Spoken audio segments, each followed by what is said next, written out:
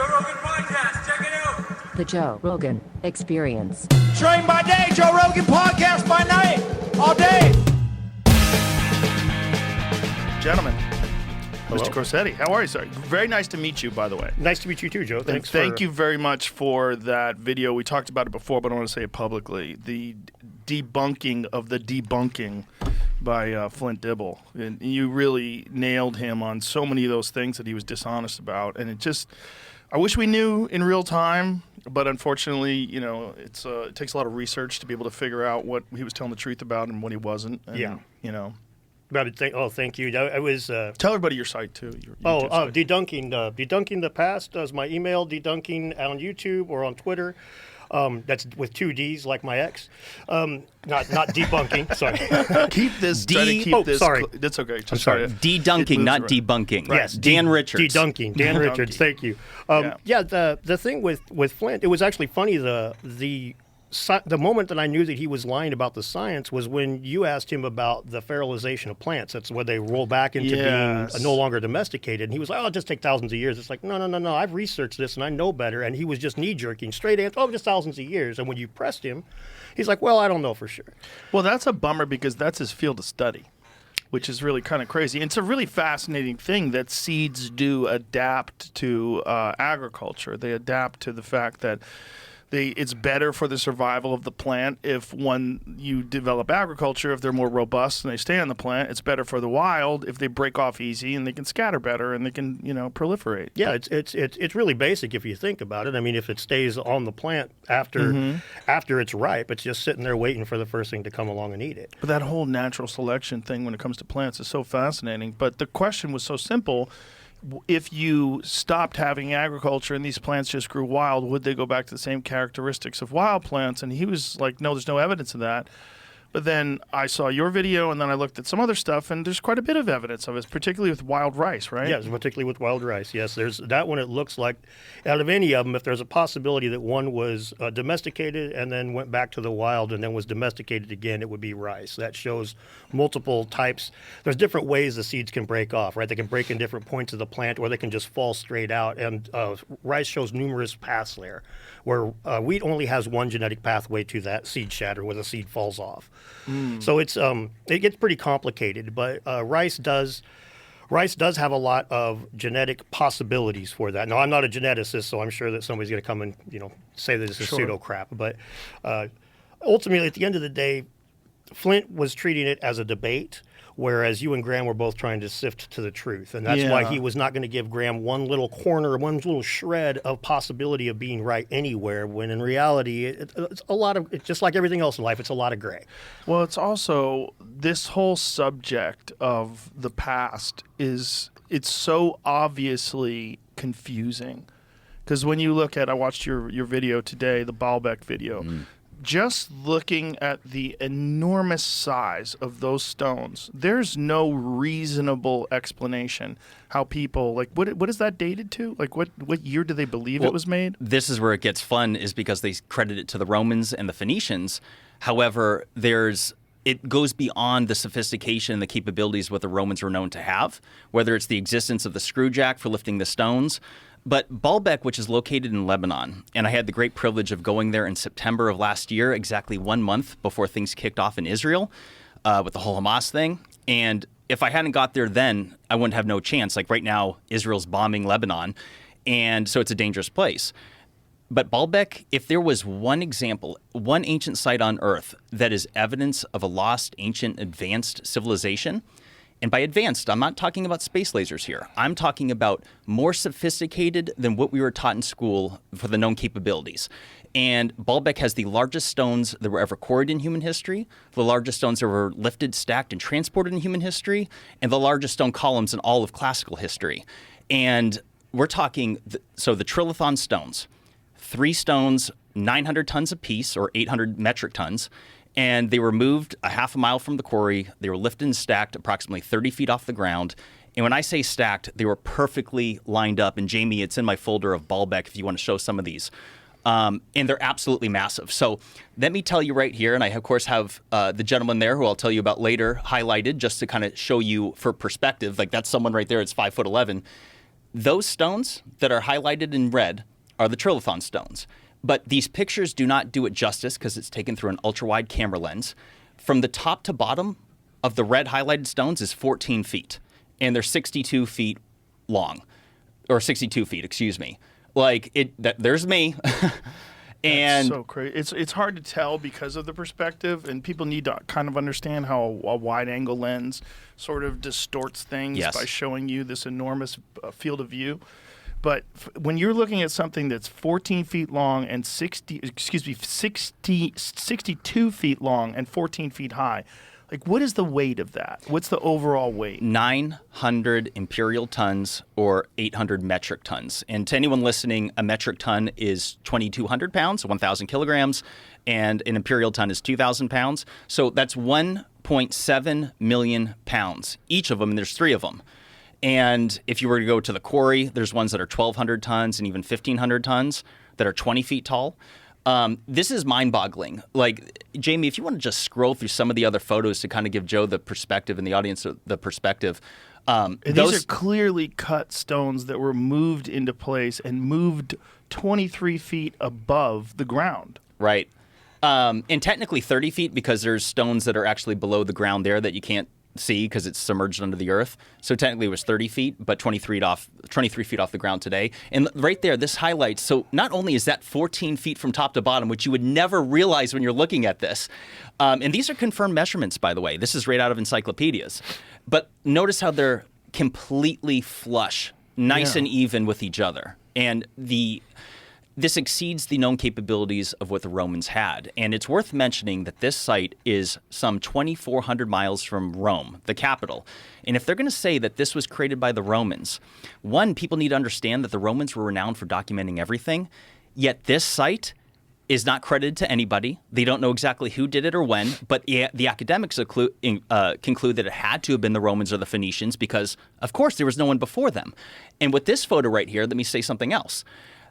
There is evidence of at least 2, but arguably 3 different architectures that were done at this site. And I would conclude that this is evidence that this site existed in prehistoric times. There's also, I could show you encyclopedias that talk about Baalbek being prehistoric in nature, dating back 11,000 years of human history. And what I argue is that it was built up, it was found by the Romans and the Phoenicians and built upon later. And right here is evidence for all that have eyes to see. Look how they obviously use broken stones and constructed on top of it. Why would you go from making the most advanced stones in history that far exceed anything you see in Rome? For example, if you were to go to the Colosseum, as magnificent as that is, it is architecture of mathematics and just brilliance. But this right here, why would they, for all the feats of Roman history, why would they have the most impressive feats over 2,000 miles away from the capital? In fact, let me just say this. When I'm talking about 900-ton stones, the largest stone in all of Rome is 53 tons. It's the Trajan's capital block that make up the Trajan's column. 53 tons. This is 15 times heavier. There's a number of things, too. Now, I'm not a huge believer in ancient technology. Sorry. I know you've heard me talk about AG1. It's an awesome way to improve your whole body health and just feel better in general. But today I have a new special offer for you. If you try AG1, you also get a free month supply of AG's omega-3 supplement. These once-a-day capsules have high-quality omega-3 fatty acids to take with your AG1. Just that easy. Over 80% of people are not consuming the right amount of omega-3s in their diet, and AG's capsules ensure that you'll get the essential fatty acids you need. These nutrients provide additional support for brain and cardiovascular health when taken together with AG1. And if you've ever taken fish oil before, you know that taste. Well, don't worry. AG's encapsulated fish oil actually has a nice lemon taste. Not bad at all. If you're looking for a simple and effective investment in your health, try AG1. And if you've been thinking about it, try it now. This November, you'll receive a 1-month supply of AG Omega-3 when you first subscribe, in addition to the welcome kit with 5 AG1 travel packs and a bottle of vitamin D3 plus K2. So make sure you check out drinkag1.com/Joe Rogan to claim this special offer. That's drinkag1.com/Joe Rogan. I'm not a big believer in ancient technology, as Jimmy's well aware. But Which is why it's important that you're here, because people are going to hear multiple perspectives. yeah, that's where I can tell you some things about Baalbek that are still interesting to me. One of them is you don't see the Roman foot in those stones, which is weird. You would expect to see some sort of breakdown of the Roman foot in these measurements, but they're not there at Baalbek. They are there on the stones that were quarried from By the ground. Roman foot, what you're saying is that there's a different measurement, what they considered a foot. It's Yes. not 12 inches. Correct. There's a Roman unit of measurement that they would use in construction, and we don't see it in those stones in the trilithon. But there's 3 stones that were quarried and left in the ground. All of those stones show signs of using the Roman foot. Yeah, Jamie, will you scroll over to this? So that right off the bat shows to me that the ones that were installed were not built by the Romans, but the ones that were quarried were made by the Romans. They were trying to quarry out stones to match it. Right here. Another thing is That's crazy. Roman architecture always uses the most impressive things right in the front. You walk in the front of the thing, and that's where you're going to see the biggest stones, the most impressive, for obvious reasons. These are in the back, completely on the opposite end of the entrance. So you have to, like, from what you told me, you kind of have to look for them if you don't know where they're at, right? Like, you can't just show up on the site and they say, here's the trilithon. Well, let me tell you a quick story real quick. So I had the pleasure of going there with some people, and I'll tell you about it later. I won't do the name drop just yet. But Dory, who lives in Lebanon, he toured us around, and he had been to the site 3 times before. When we went, it was his 4th time.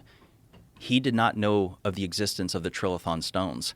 They're around back. You got to walk probably a third of a mile to get there. They don't even bring the tours around to the trilithon stones. He had no idea what I was talking about the night before at dinner. I'm trying to explain to him, like, the trilithon stones, the 900-ton stones. And I had to show him a picture. He had never seen them before. How do they not show the tourists this? That's an excellent question. Now, That you do have to seems- walk. To be honest, it's like a 12, 15-minute walk to go around to get there. I mean, it's part of the platform, but you have to go all the way around. And some people just don't feel like making the walk. And when we were there, we were totally alone for a half hour with these stones. Not a single person. There was hundreds of people at the site. Not a single one of them came around back. Now, just to clarify what the audience is seeing right now, this is at the quarry, which is a half mile away. This is where all the stones originate from.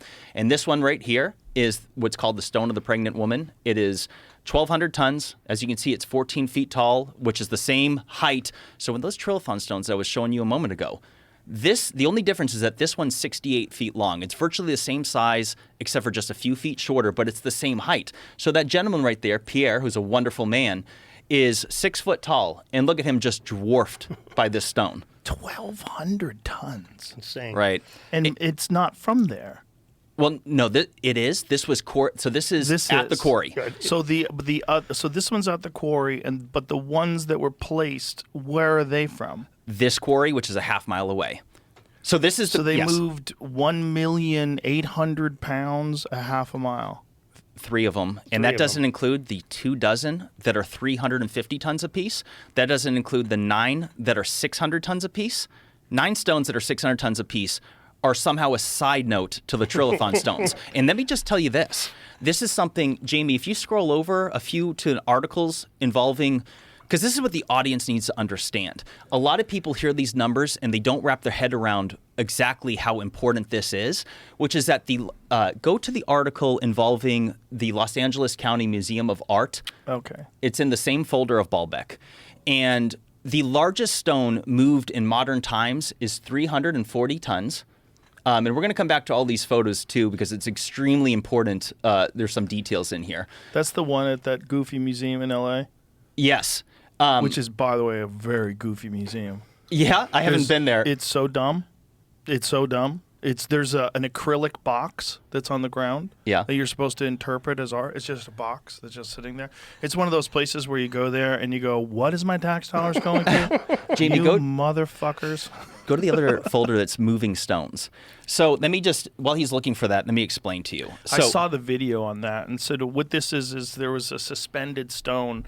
Yeah. That's an enormous stone that they placed there as part of their art piece. Yeah. And this thing was not that one. Not that, Jamie. This is just fails. We'll play that video in a little bit. It's pretty funny. They had to move this stone. It was 4 miles an hour is the fastest they could move it. They had to build a structure around the stone to move it.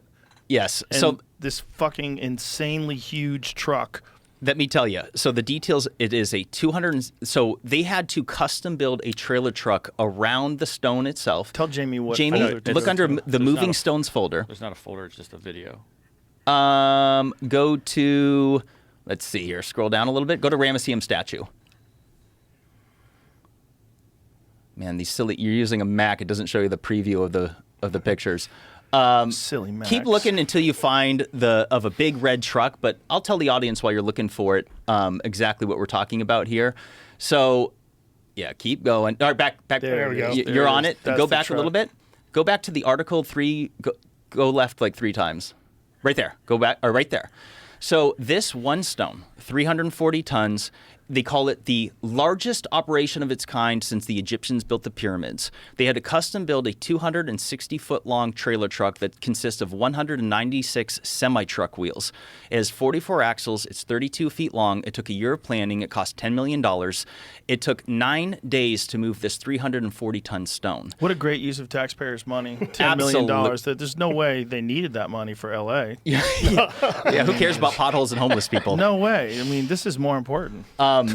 And so this is what's so important, is that the largest stone moved in human history is at the Ramesseum. It's the Ramesseum statue in Egypt. It's 1,000 metric tons, which is 2.2 million pounds. That was inexplicably moved 170 miles from the quarry in Aswan. And here's the significance of this. Brother, this stone at the Los Angeles County Museum of Art is 1/3 the weight. The stone at the Ramesseum is 3 times heavier. And how far did they move that stone? This one at the museum? the Ramesseum. 170 miles, and the other one was moved 106 miles. 170 miles. And it's 2 million pounds. And so this is where things get really fun, is that they say, the academics, they say that the stones would have been moved on tree logs, because that's their best guess. And it's not an unreasonable guess, but when you look into the nuanced details, so I really nerded out hard on this. There's a lot of people. Are you familiar with the Mohs scale of hardness? No. So it's the measurement of stone, and it's often used by alternative ancient history buffs to say that, hey, copper-based tooling could not have been utilized to cut granite stone that's been claimed. And there's no evidence that the Egyptians never told us they used bronze tooling to cut the stones that make up the granite stones within the pyramid. And so I started asking, I'm like, wait a second. If they're going to say that they moved a 2.2 million pound stone on tree logs, well, they say that it was the cedar, the Lebanon cedar trees. Well, I nerded out on this, and there's something called the Jenka scale of hardness, which measures the hardness of wood, and it's often used for if you're going to pick wood flooring in your house. Cedar's a very soft wood. It's one of the softest on earth. Not the softest, but it's so soft that it would never even be considered for flooring in your house because your furniture and your heels would dent it immediately.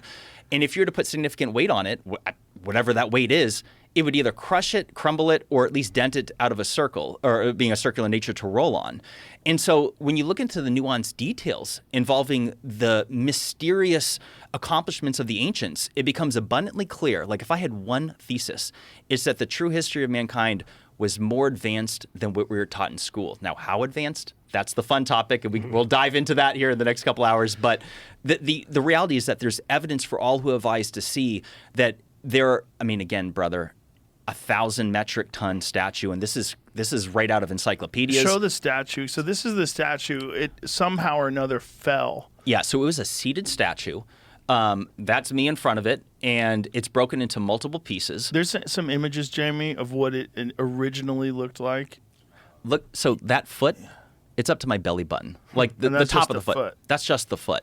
There's another picture an illustration that would show you what it would have looked like when it was full. There it is. Go back one.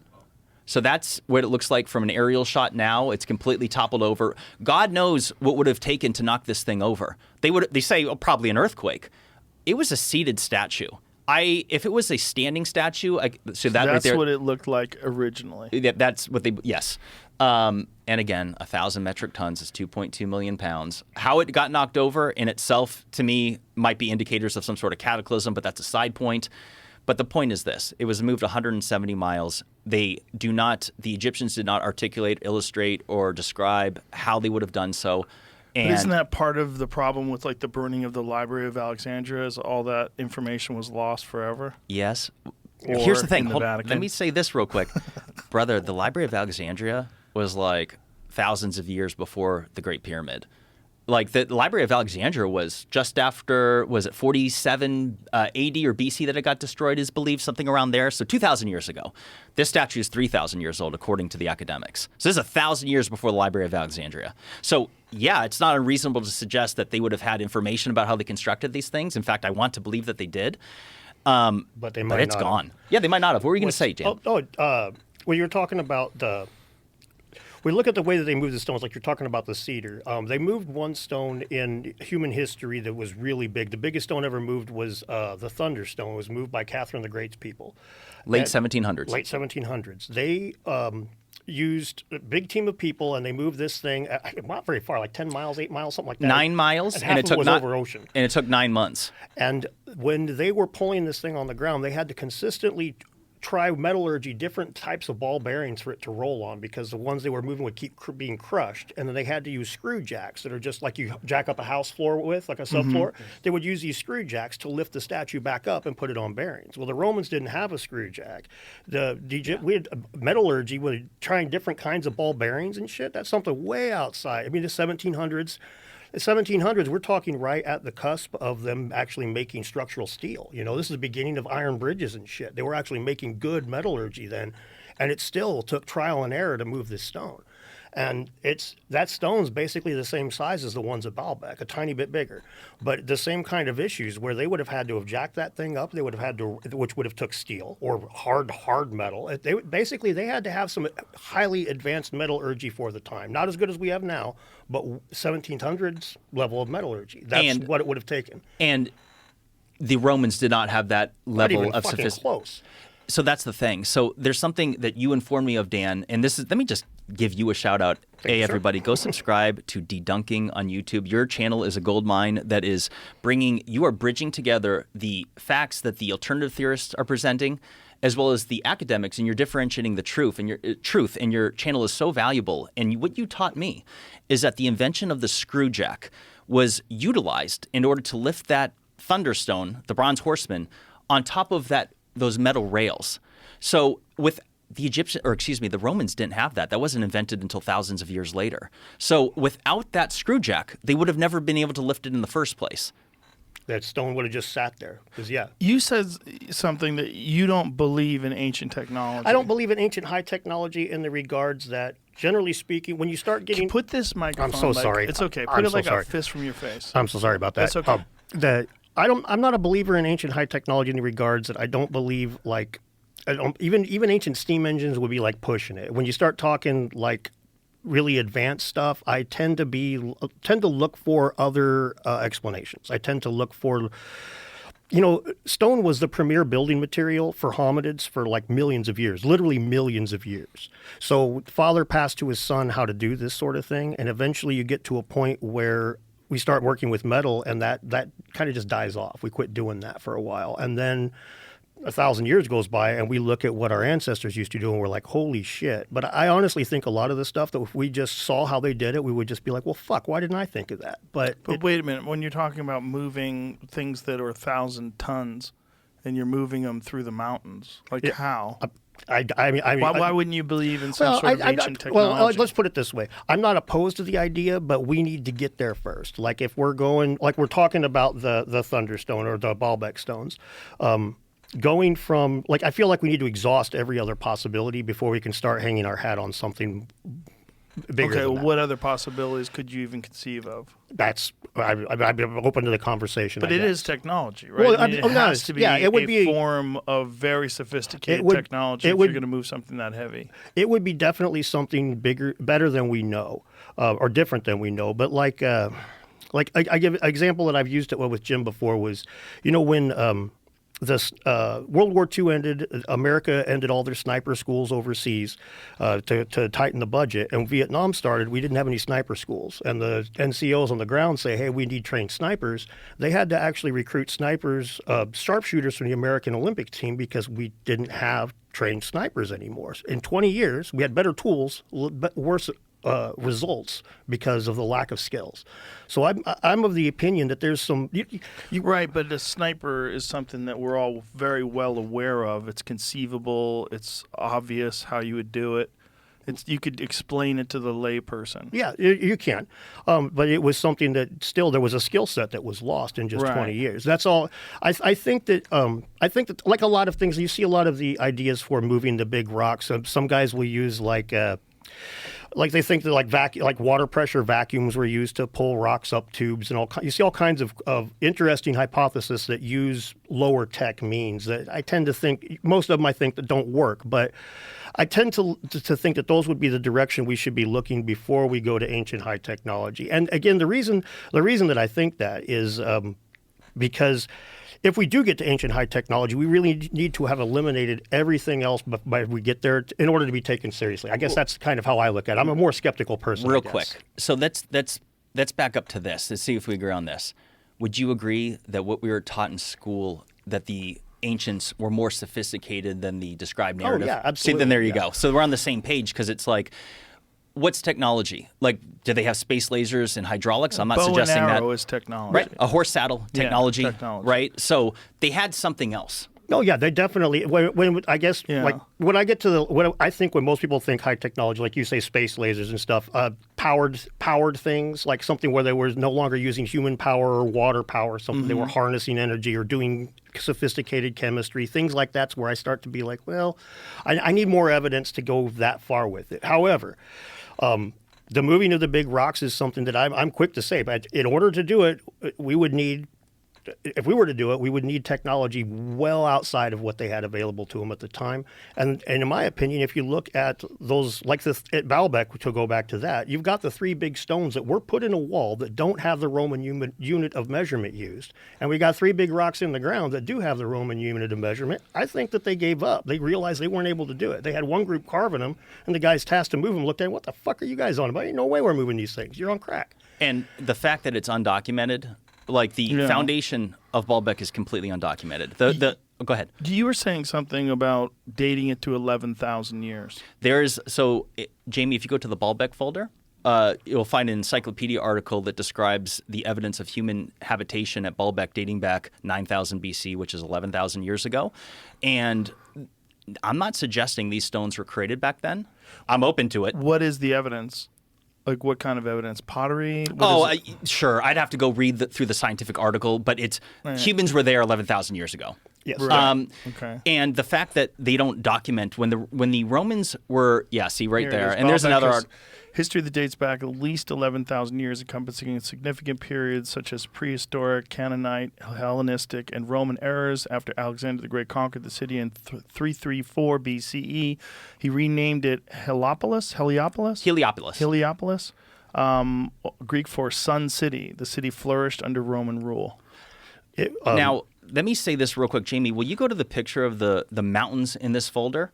So this is something that's unbelievable. All right, so just scroll through all these photos of the mountains because here's something that people need to understand that is unbelievably significant, which is that at Baalbek, there are approximately 200 rose granite columns that were transported from the Aswan quarry in Egypt, which is 700 miles as the bird flies. And what's wild is that the only way to get them to Baalbek, because the Baalbek is located in the middle of the Lebanon mountains, and it has an average elevation of 8,000 feet with peaks reaching over 10,000 feet. As you can see, there's a frickin' ski resort there, which I couldn't believe when I was driving there. There was literally the ski lifts. I went there in September. So they had to bring all of those multi-ton stone columns from Egypt, and the only way to get there was over these mountains, which is mind-blowing. And what you're saying by how the crow flies, as the crow flies, what people need to understand is that doesn't take into account elevation changes. Right. So if you have a flat line like a bird and you're flying from one point to another, that's 700 miles. But if you have to go up and down and up and down and up and down, it's significantly larger. And when the measurement, it's not 700 miles, it's probably double that. Right. That's an excellent point. And it's like, then the question is like, why would they do this? Like, why would they go out of their, how and why? Why is like, it's cool. But, I mean, how is the real question? Like, obviously we built things because it's cool. Right. You know, if you go to the Acropolis and the Parthenon, you go, why'd they do that? Well, it's fucking cool, you know? But like people like to leave cool shit behind. Right. But you look at Baalbek, so there's a lot of interesting things about it. Like, it has the largest temple of Jupiter out of anywhere on the Roman Empire. Generally speaking, it's got some of the biggest temples in the Roman Empire, period, but it's a far-flung corner of their empire, and it's not an important city, really. I mean, it's semi-important in the region, but it's certainly no Cairo or anything. Right. But it has all these huge temples. My thinking is that they showed up and there was this massive stonework there. And these are the Romans. These can't have the locals thinking their ancestors were better than the Romans. So they fucking hijack it. We just build big shit on top of it. This is now ours. We plant our stamp on it. This is a Roman building. This is all Roman now. This was never your ancestors. This was always ours. And then the locals you can't look to their forefathers or whatever legends they had in a couple of generations. Just the power of Rome. Well, even the Parthenon, it's built on the Acropolis, and the Acropolis is older than the Parthenon. And it's, who made that? Everybody just shrugs their shoulders. Other folks? Whatever. Stay away Look from at the what mysteries. We did. The building we put up here. What's interesting about Baalbek as well is that it's in the Bible. The Lebanon Mountains are mentioned 103 times in the Bible. I am not a Bible thumper. I am a believer in a divine creation. I'm proud to say it because I've seen the proof in my own life. However, what's interesting about Baalbek is that they said that it was created by Baal, which is like this demon entity in the Bible, and they declare it as the world's first civilization after the flood, and it was created by giants as punishment for their iniquities of the flood. Oh, wow. And I have an article about it, Jamie. If you scroll through, you'll find it. Now we're into Anunnaki territory. There you go, right. Exactly right. Finally. Stitchin has entered the chat. So hold on, go back to those cranes. Let me tell you this. So what you're looking at here is the Romans' most sophisticated crane in their history. It had a max lifting capacity of 6.6 tons. In other words, to lift just one of those trilithon stones, you would need 133 of these, which is obviously completely not feasible whatsoever. You wouldn't have the space to do it, and it's just ridiculous to suggest you would coordinate through 133 cranes around it. So this is what I'm trying to say, is that it's further suggestive evidence that the Romans didn't build it because they didn't have the capability to lift stones of that mass. Yeah, it's still pretty fascinating the Romans were able to build a crane that could lift 6 tons. That's amazing. But not enough to even lift the stones that were inside the king's chamber. Right. So let me put this into perspective. So the largest stones inside the king's chamber of the Great Pyramid are approximately 80 tons imperial. So actually 78 tons imperial or 70 tons metric. Were moved some 500 miles from the Aswan quarry and lifted and stacked hundreds of feet above the ground. But here's what's wild is that those stones, the largest stones in the Great Pyramid, compared to the trilithon stones are 15 times heavier. Not twice as heavy, not 3 times as heavy, not 10 times as heavy. As a guy who's skeptical of ancient high technology, there's a couple of things that make it where it's like I straight up can't explain. Baalbek is one of them. You could use those cranes and lay them on their side and drag that stone across the ground. That's exactly what they did with the Thunderstone, Catherine the Great's time. But then you are tasked with lifting that son of a bitch, and all of a sudden you're right back to where you started. You can drag it across however you want, but when you get to picking it up 14 feet off the ground, and they dragged it on those rails though. Yeah, sophisticated rails, metal. More than 23 feet off the ground. Oh yeah, right? 30 feet, right? Yeah, it was 30 feet. Is documented. I have 23 feet illustrated because it's where the ground is now. Right. But it's the foundation of it goes subsurface. So it's like, with these details, like there's a reason why there is a growing interest in the mysteries of lost ancient civilizations, because smart people of all kinds of walks of life are looking into the nuanced details and realizing like, oh, wait a second. Like when Graham Hancock says that there's a missing chapter of human history, like this is reality. We don't know how they built the Great Pyramid. It is a fact that the Egyptians left us with no explanation of any kind. Out of the tens of thousands of hieroglyphs all over Egypt, not a single one of them describes how they constructed the pyramid or how they cut granite stones. Not one. Yeah, there's big gaps in the knowledge is where we end up having these kinds of discussions. And I think to go back to where we first started, we mentioned Flint at the beginning, we have a problem, in my opinion, that most people that see things kind of like I do, as opposed to like Jimmy or yourself does, where they're looking, where it's I kind of need to take my steps to get to that ancient high technology. Right. They end up going that just straight debunker route, and then they get skeptical. They get cynical. They turn into assholes. They're looking for ways Appeal to to authority. shoot this down. I just fuck your idea, right? Just so your idea is wrong. So I know what the implications are. Instead of saying, well, maybe there's other implications, let's have a discussion about it, they just go straight to, no, this is impossible, this is stupid, make fun of the person, compare it to flat eartherism, compare it to aliens. Well, in Nazism. Flint's case, even worse. Yeah, in Flint's case, he's even worse. He somehow or another connects it to white supremacy. It's not just Flint. It's that fucking John Hoops, man. He's the one that started that shit. He's that guy. Wikipedia. We could talk about that for a quick second. John Hoops is a professor for Kansas University, and he is been one of the earliest editors of Wikipedia consistently. Graham Hancock's page, Younger Dryas Impact Hypothesis page, all kinds of pseudo-archaeology and all pyramids in Atlantis, all that shit. He's got locked. It's not just that he edits it. Him and his buddies edit it, and you can't go in and edit it. There's a scientist from the Comet Research Group that tried to edit the Younger Dryas Impact Hypothesis page and was told he can't because it's a conflict of interest. A fucking scientist that works on this shit's a conflict of interest, but a scientist from outside the field isn't. By the way, John Hoops studied at Harvard and Yale. He got his undergrad, I believe, from Harvard and his PhD from Yale, or vice versa. This is significant because he's controlling the information. And he hides this stuff too. If he'll tell you that he'll tell. I watched him tell Forbes, "Hey, you guys need to cite Wikipedia instead of just," because they said the Younger Dryas Impact Hypothesis, and they just made a real quick article about it with no skepticism. He says you need to cite Wikipedia as well. He edits the Wikipedia page and doesn't mention that he edits it when he tells people to go look at the fucking thing. What's his motivation for debunking this stuff? He doesn't like Graham Hancock. Same kind of thing. He thinks pseudo-archaeology is all the isms. If you believe in ancient high technology or you believe in Atlantis, you must be a white supremacist, a racist, a misogynist, but let's forget about Atlantis for a minute, but I definitely want to talk about it. But what you're seeing is impossible. It's essentially impossible with today's technology. When you're talking about those stones that were moved 700 miles through the mountains, if you tried to bring some engineers together in the United States in 2024, the best and the brightest, and said, here's your project, they would say, fuck you. Yeah, you need Elon Musk levels of money to throw out. Right. You would need super billionaire money. And even then, I don't know how you would do it. I just don't. I can't conceivably think of a way. And that's what's so interesting about this stuff is that whatever they did was not just complicated for the time. It was so beyond our imagination of what was possible at the time that it's beyond our imagination of what's possible today.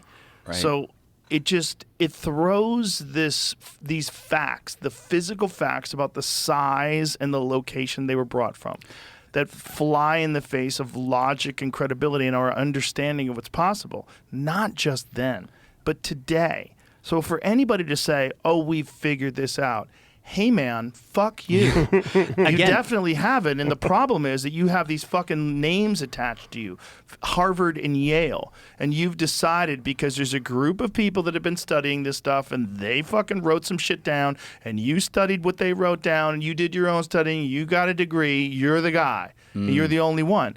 And it's these same fucking weirdo weasels that put their pronouns in their Twitter bio and they're just crackpots. They're crackpots masquerading as intellectuals. Yes. Because the things that they're saying are completely bizarre. They're all, 100% of them are captured by this woke ideology. They're 100% of them. They're weird people, man, because they exist in this structure that's been completely compromised. And that's our education. Our higher education systems have been completely compromised. And this is not to say that they don't teach you amazing stuff about medicine and science. Of course they do. But they are also in a cult. It is a total cult behavior, and honestly, it's their religion. That when you ask like the motive they're behind, mostly atheists. Yes, they are. Let me just share this. So, with the biggest critics and the naysayers of alternative theories, there's a common denominator. Like when you mention the pronouns in their profile, almost all of them have it, and they're not trans. And if you look at their political ideologies, it is extremely left. And these people are visceral, they're toxic. And let me just make a side point that I almost forgot, is when we're talking about Wikipedia, a lot of people say, well, that's why you don't look at Wikipedia. You don't trust it. Who cares about Wikipedia? I'm like, excuse me, it shows up at the top of Google on anything that you search. So it cannot be ignored. And when you were talking a moment ago about the impossibility of the movement of these stones, I want to just emphasize this point one more time, which is that movement of that 340-ton stone at the Los Angeles County Museum of Art is 1/3 the weight of the largest stones in ancient history. And when you look at what it took to do it, so it's like when people, when you're using the word impossible, it's like, listen, what it took for us to do that, and it was 1/3 of the weight, and he had to custom build this 260-foot-long truck with 196 wheels. And we have internal combustion engines, hydraulics. And we have roads that are flat and far smooth. better metal, far better ropes, and Hold on. The thousands roads. of years of experience. The roads, one reason why they had to go 106 miles is because they had to go around different roads because most roads couldn't support the weight. Like That's this one, so people that look crazy. into this, like, don't listen to Jimmy the YouTuber. Like, look your into the research, details yeah. on yourself, and you'll realize, like, this is completely inexplicable. And it's so important now because we're living at a time where people are starting to realize that not everything we were taught was true. In fact, a lot of things you see in the mainstream media nowadays have been utterly debunked. It's all propaganda. And About history. Yep. About recent history that's easily proven, and the mainstream media will tell false narratives. Oh, absolutely. And so we know that people lie. So we know that people lie. We know that people love to be in a position of authority, to be the only people that are allowed to distribute the truth. We know that. do you want to get provocative real quick? Sure. So nowadays there's a lot of conjecture about the historical accuracy of different things involving World War II. And Jamie, if you were to go to the Baalbek folder, or in fact, go to the folder called swastika. So this is something that I got tremendous heat for. Whereas that when I went to Baalbek, I noticed that there were swastikas all over the place.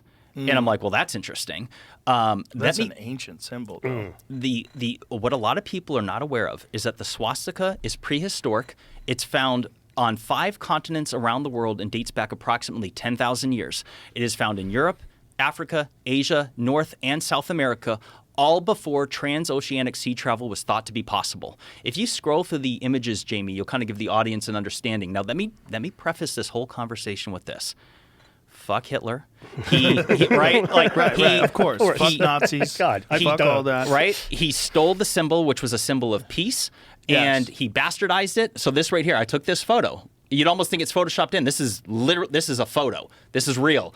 And I'm like, well, this is fascinating. I put this up on Twitter, and I said, did Hitler know something about ancient history that we don't? And the reason why, and this was a sincere question, everyone started calling me a Nazi. I was spreading dangerous Nazism for it.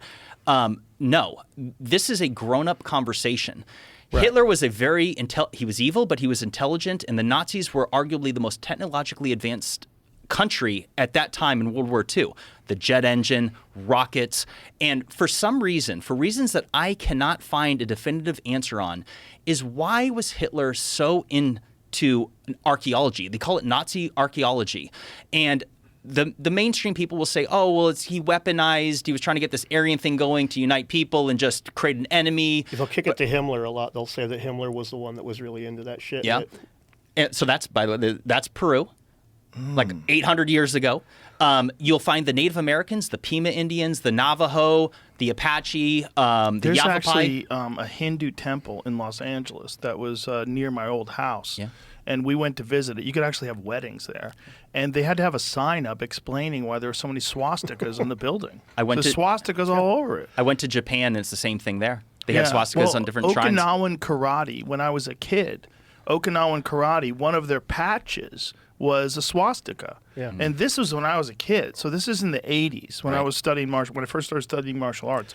You could get these Okinawan karate patches that had a swastika on it. Had nothing to do with Hitler. It had to do with Japan. Right. Well, sorry, go ahead. All right, so real quick, while Jamie's on this slide, this is from the Hopewell Mound people, which is in modern-day Ohio, and that dates back 2,200 years ago. Jesus Christ, this is from modern-day Ohio 2,000 years ago? 2,200 years ago. And so here's the point that I'm making about the swastika, is that, look, people debate on whether it was the Milky Way galaxy, the Big Dipper, whatever you want to say its origins were. I do not think that it's a coincidence that a symbol is so specific as it is found on 5 continents around the world before transoceanic sea travel was said to be possible. Because just to remind the audience, It wasn't until 1492 when Christopher Columbus sailed the ocean blue. End of. And it's like, no, I believe this is strong suggestive evidence that humans were traversing the continents and the oceans thousands of years before we were taught in school, which is evidence of being more advanced than we were taught in school. Right. Now, what did they think this thing was? Well, I have an idea about that. I mean, it's not, it's just Dan's idea, but the four directions, the cross that's the root of the swastika, that's pretty commonly used, even in Native American culture, as like cardinal points, right? This is north, south, east, and west. So this could be a symbol for the passage of time. This sky is turning. The cardinal points turn. Rotation of the Earth, along with the points of the compass. Exactly. Now, that's what but that's just an idea. I mean, that doesn't it doesn't really add a whole lot of context to it as far as Why not just have a cross then? Up, down, left, and right. Isn't it crazy that a geometric pattern is evil? Yeah. And not just a geometric pattern, but a mustache. It's funny. It's deeply offensive. It's funny. It's fucking crazy. It is. Like, your beard is fine. Nobody has any problems with it. But imagine, like, if you have a wizard beard. You believe in child sacrifice, you piece of shit. Yeah. It's crazy. It's very strange what we've done. And obviously, that's how horrific Hitler was. So here's something people need to understand. I want to emphasize this point. Hitler, people need to look into the details. He was looking for giants in Africa. They set a mission to look for. He was also on meth. Yeah. I mean, okay. I'd be looking for giants in Africa too. Is on meth. Bro, we're gonna go find dinosaurs. Let's fucking go. I love it. The thing is, though, it's like I have not found an answer on why he was looking for the Ark of the Covenant. He was looking for Thor's hammer and the Holy Grail. Yeah. And the thing is, to me, I'm like, what did Hitler? I feel like there's something that they knew about ancient history that we don't. I don't know if this is true or not, but I feel like I can't find a straight answer. And let me tell you this. If you go Googling for answers on Hitler's interest in archaeology... The FBI comes knocking at your door. What are you up to, Jimmy? You're going to find the same article. So this is actually kind of explosive. About 2 years ago, I made a video about Google sabotaging their search results. Because remember how it'll show you if you Google some topic, it'll say there's like a billion results. Yes. So I made a video on this. And they would max out at... It didn't used to be this way, because I remember watching a video years ago of people going thousands of pages to find some blog spot on some topic. It then became limited. I did an experiment myself many times on benign topics such as pancakes was one of them. I typed in pancakes. It had like 700 million results. And then it would only go back to page 41. And then it would recycle, and all those pages before it, the dozens of pages, would recycle some of the same exact mainstream articles. And so I did this on all kinds of topics. And now Google has since removed the page numbers. And so you can only just go see more, see more, see more. And so if you Google any type of topic, and if you're looking for answers on this, they're going to keep sending you the same regurgitated mainstream articles. So I can't find a reliable answer on why Hitler was so invested in ancient history. And again, I don't give a shit about his Aryan stuff. Like, why was he into the occult? Why was he? Yeah. I want to know why he was looking for the Ark of the Covenant. Well, obviously, their engineering was insane. I mean, to this, look, so many of our best vehicles that we buy today, the most coveted vehicles, came out of Nazi Germany and originally Audi, right? Volkswagen, which is Porsche. BMW, Bavarian Motorworks. I mean, all that shit came from the fucking Nazis. I mean, have you ever seen Hitler's race car? Yeah. No. Hitler had an Audi race car. Really? Yeah, man. It's worth like a shit ton of money. See if you can find Hitler's race car. But this was, their engineering was superior. This is the reason why we had Operation Paperclip. So Operation Paperclip, we brought over all of the best Nazi rocket scientists. The ones that the Werner von Braun. Yeah, that's how we got NASA. Yeah. We got NASA essentially from Nazis. That still wows the V2 people. to put people on the moon. I mean, oh basically, man, that's his original race car. Isn't that fucking crazy? But that was basically a V2 That's rocket. an Audi, right? Isn't that what was it was a Mercedes Benz? Did he have more than one? I believe he had a later one. That's it. That's the one. Wow. So that one had the Audi symbol in the front of it. Well, Can you just clarify your pronouns so I know not to be offended that you're interested in this? I'm he, him. I'm an American man. We're coming to your town. So look at that photograph. Click on that. Auto Union. I guess that was what Audi's original name was. Isn't that crazy? Look at that car. It's pretty sharp. Wow. Pretty fucking dope. I mean, Where is imagine it if now? you're in 1939. Oh my God, it's probably worth. It says it's worth 5.5 million pounds. And illegal to sell on so many markets. Is that pounds? Is that what that is? yeah. That little sign? So many things they would be like, oh, that's Hitler's card. No, sorry, we Yeah. can't have you listing that here, buddy. Sorry. Well, Tom Segura bought Bert Kreischer a cup that apparently was one of Hitler's cups. Like one got that he a handled? teacup. Yeah, Really? allegedly, but you know how the fuck do you Let's know? get him in the Yeah, studio and that's- see this thing. Yeah, but if you have that, you're a monster. But if you had Genghis Khan's sword, you're fucking cool. Yeah, that's actually an interesting. That's a Real good interesting. comparison. I mean, he yeah. killed a lot more people. He Yeah. killed 10% of the population of Earth. But he Right. did it long enough ago that you don't hear anybody Yeah. talking about it anymore. He raped so many people that his DNA is in a giant percentage of people Yeah, today. It's like Like- 20%. yeah, and some it's something ridiculous insane. number. We've done it before. I forget what the numbers are, but they're really nutty. But the point is there's something particularly disgusting to us about that one genocide, and it's really interesting. And you wonder like how long it's going to take. I mean, Dan Carlin has talked about this in depth because he talks about the Mongols and that it's so far in the past. We're talking about like 1200 AD. It's so far in the past that we look at it with almost like an objective perspective instead of a moral perspective. So we say, one thing that Genghis Khan did that was great, he opened up trade to the east, and he was a believer of all religions. You could practice anything. He didn't impose anything on people. Yeah, but he fucking killed everybody. Like, if you were alive back then, he's way worse than Hitler. He killed 10% of the population of Yeah. Earth. But the Nazis were so recent. We have grandfathers that are alive today that fought in World War II. And they can tell you, That's like, just hey, it. man, I fucking remember this shit. And then Right. we have Jews like Ari Shafir's dad, who was in the concentration camps. Ari Shafir's dad has a tattoo on his arm. That's wild. Yeah, his dad's in his 80s, I believe. Well, Wow. That recent memory is a big part. Like I see the Yeah. Hunter S. Thompson stuff on your wall. You read his book of Hell's Angels, right? Yeah. You remember him talking about that aspect of it. Mm-hmm. That the bikers, the Hell's Angels rocked Nazi memorabilia. He asked the guy why don't you? And he's like, because my dad fought the Nazis and he fucking hates this. So I wear this Jesus because Christ. I wear this just to piss There's off my dad. A lot of that is contrarians. But but my point is that he wouldn't a Genghis Khan symbol wouldn't be doing any good, right? Right. It's this has an emotional attachment. A Genghis Khan's mustache would be fine on me, right? People might laugh Yeah. at me a little bit, but I don't even know what it looked like. Yeah, let's see it. I We gotta see don't a know. picture. Yeah, yeah, right. we Yeah, they really don't know what he looks like. Yeah, We don't know. yeah, it's But pretty wild. it's the Nazi thing, the fact that it's so horrific. It just like puts anyone who has anything to say that's coloring outside the lines. You get labeled a Holocaust denier, an anti-Semite. The worst labels that yeah. they can put on you. And a good example of that is that podcast. Oh God, I forget his name.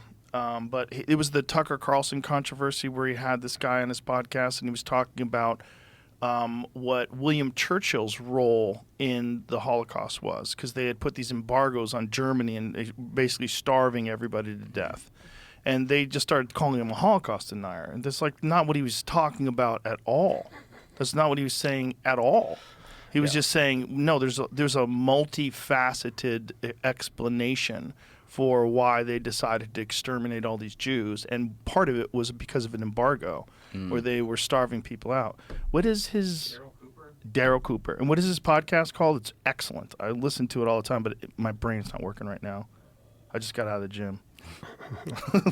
I'm on meathead mode. it's something. I know what you're talking about. I can't. I'm drawing a blank on it as well.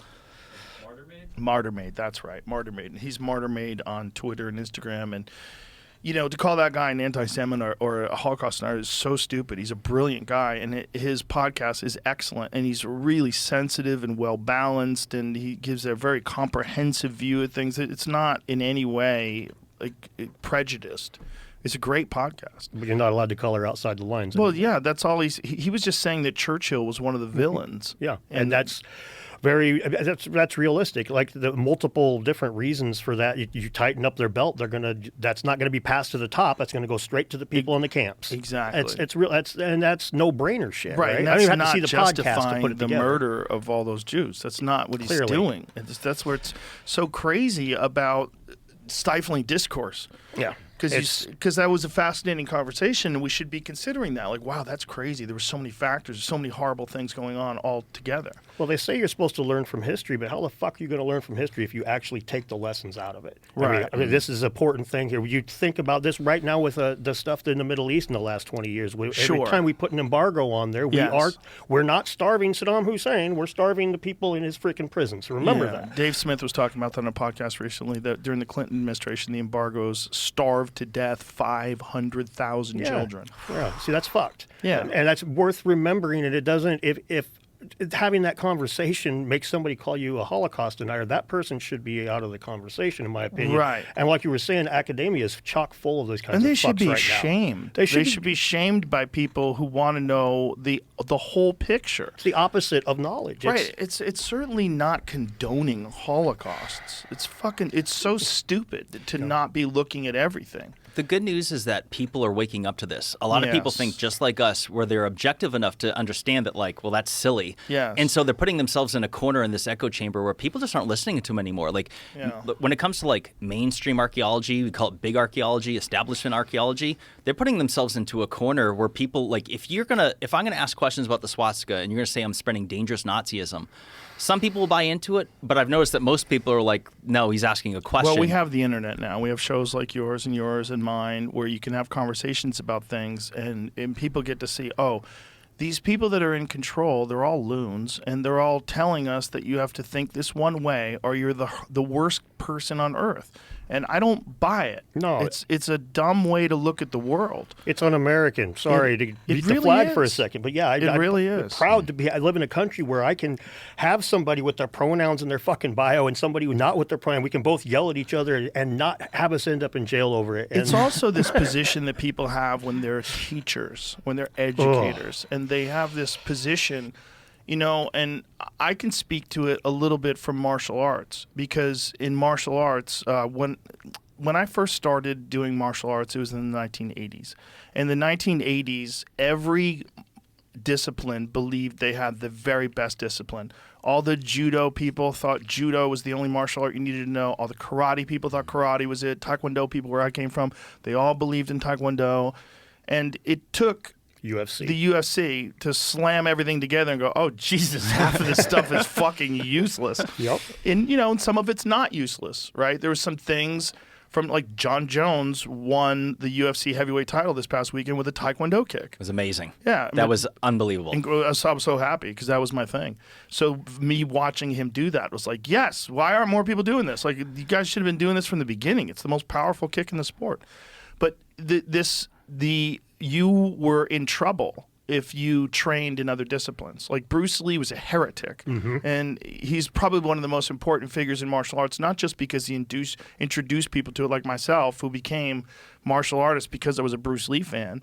He also combined all kinds of different martial arts, and that was Jeet Kune Do. He developed a style that was essentially, he took Western boxing, he took some judo that he learned, and karate, and all these different techniques, and just tried to find what is the absolute best thing for just fighting.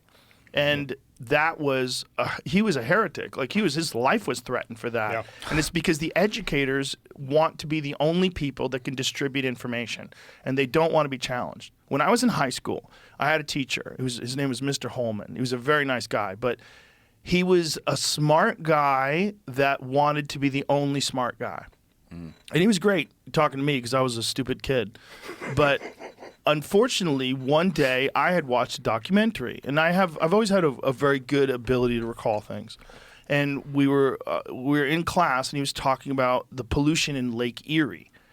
And I had just watched a documentary about the extensive work that they had done to clean up Lake Erie, and that they had made these huge strides in removing pollution and crap and all these different things from Lake Erie. And he was talking about stuff that he had learned in school 20 years prior. And so when I said, well, there's a PBS documentary, and I brought this up in class, where there's been this extensive work, and they talked about the amazing accomplishments of cleaning up Lake Erie. And he got so mad at me. I'm like, you're not mad at me, man. You're mad at PBS. Like, I don't fucking do any research. I watched a documentary. But back then, you could say you don't know what you're talking about, and I couldn't pull my phone out and go, but what? Look at that. That's Right. fucking, you can watch it, dude. Like these people have done an amazing work cleaning up Lake Erie. But he didn't want anyone else to have any information other. What he should have said is, "That's fascinating. I haven't seen that documentary. Do you recall the name of it? And let's see if we can get it. Maybe show it to the class. Right. I'm going to try to do that because that's great. Step from that's there. a good sign. What I'm talking about is what Lake Erie had become because of industrial engineering and because of pollution and waste that was coming from all these plants. So he was true. He was correct, but time had changed, and he did not like that I knew that, and he did know that. And I remember being in that class going, this is so crazy. This is my fucking science teacher. My science teacher doesn't want details. He doesn't want facts. This happened to me. So I was in the military years ago, and it wasn't long after I got home from Iraq, and I was going to warrior leadership course, which is to become an E5, a sergeant. And back then they were teaching ABC, which is airway, bleeding, what was the other one? Circulation, whatever, and for emergency medical response if someone's dying. And they had since updated where bleeding is the most important thing to focus on because soldiers were bleeding out. And during this warrior leadership course, they're teaching the class 30 people wrong information that is since outdated. And I try to interject to say, oh, this is what they're teaching now. It was the same exact thing that happened. He didn't stop. No. This is what's written down right here. I'm like, no, but that's not even what they're teaching in theater right now. Like, I'm trying to. This is medical emergency stuff that could save someone's life. And he didn't want to hear it one bit. And I couldn't believe it. I was astonished. He should have said, "That's interesting. I did not know that. We need to update what we're showing you." These three factors are the same, but now we know. Thank you, Jimmy. Now we know that bleeding is more primary. That should be that's the response of a real leader, right? And a real leader, you're always going to have blowhards in your class that are going to want to hear their own voice. They want to talk about stuff and chime in and correct people, but you got to let a certain amount of that, and that's the internet. And people don't like that, and that's why they wanted to ban people from Twitter.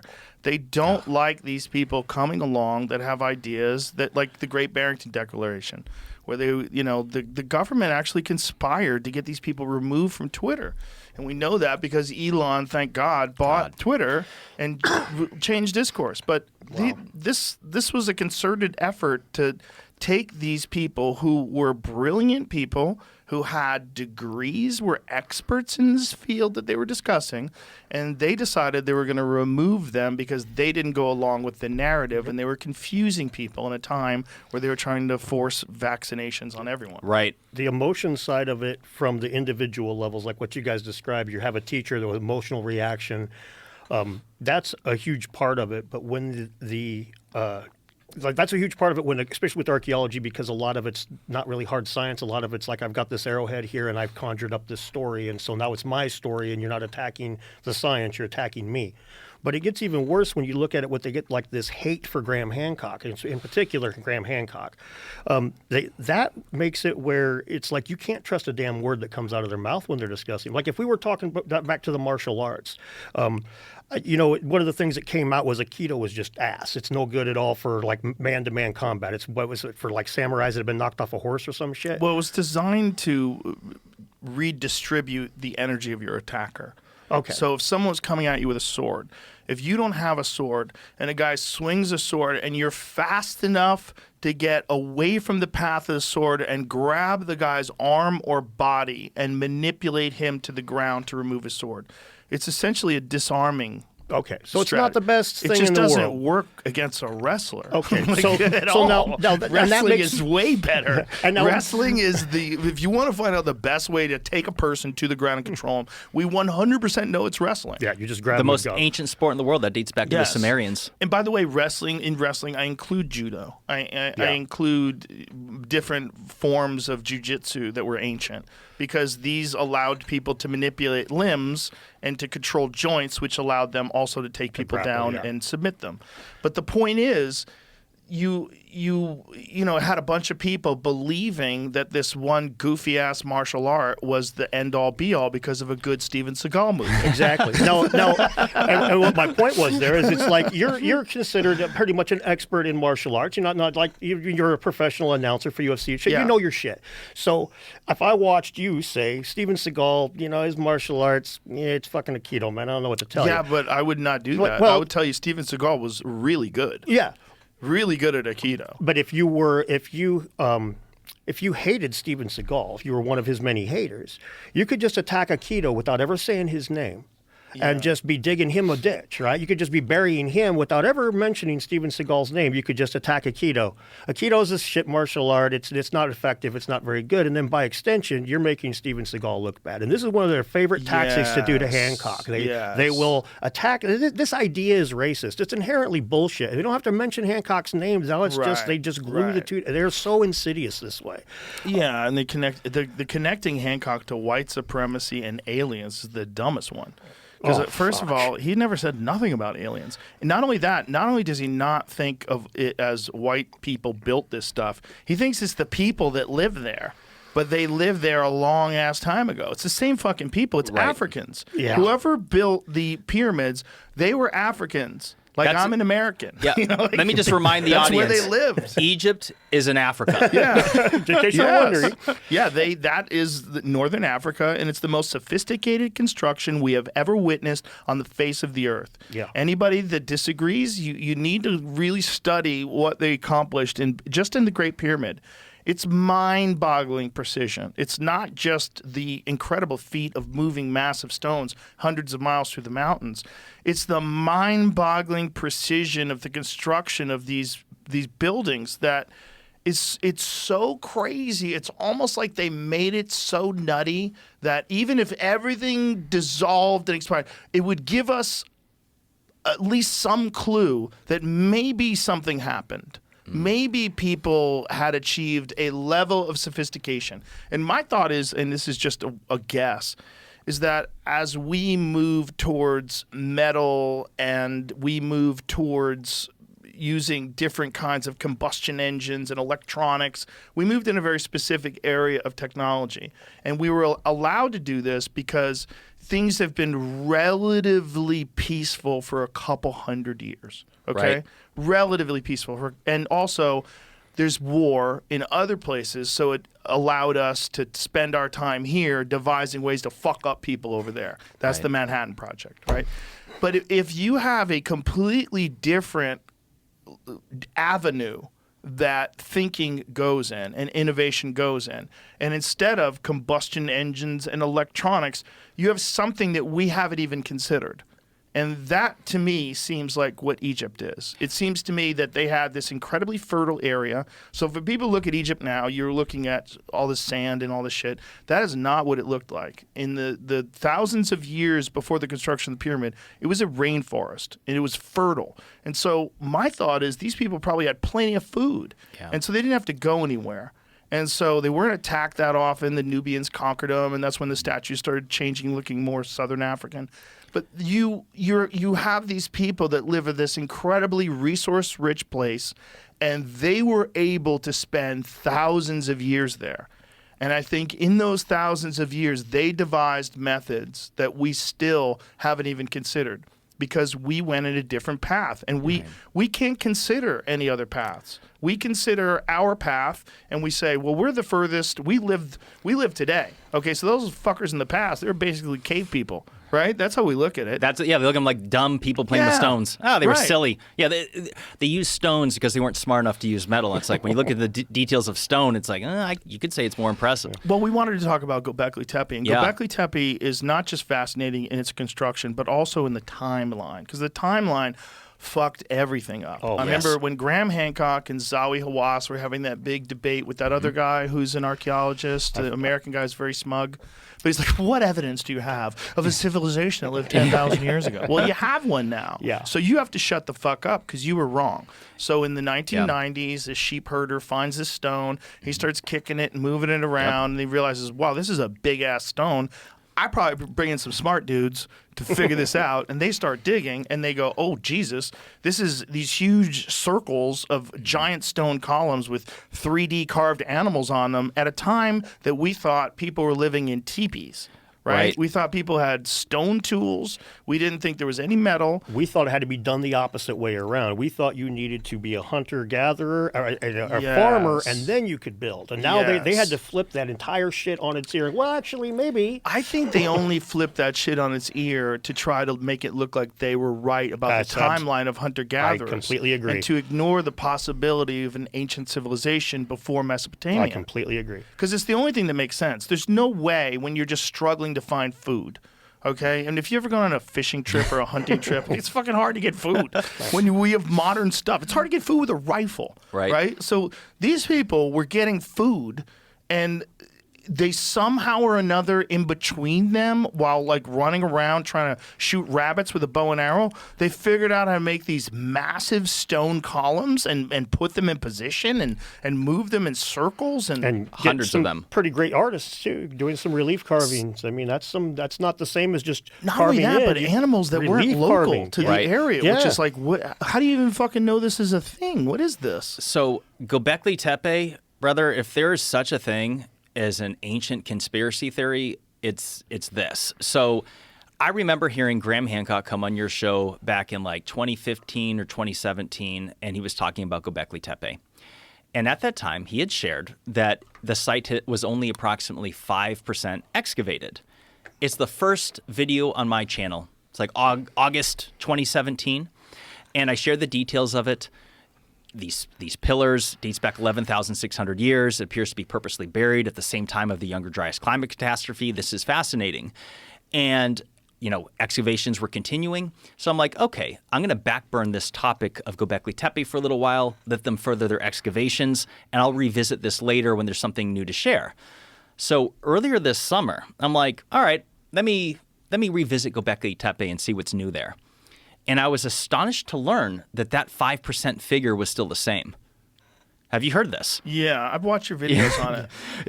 YouTube channel, Bright Insight. Subscribe. Yeah. Don't forget to shout Jim. Undeniably strange. Your videos are undeniably strange. So here's some images where you could see what it kind of looks like along with this globalheritagefund.org story on it. So it shows 5%. Right. And that figure is still the same as of 2023. Yeah. I had there's a lady who does tours there and corroborated the 5% figure. And then there's a gentleman named Hugh Newman, who's an author and also leads tours. And he communicated with me that what they were going to do, and I couldn't believe this, they're going to defer a full-scale excavation for, quote, future generations with a 150-year estimated time frame for a full excavation of Gobekli Tepe. And I'm like, wait a second.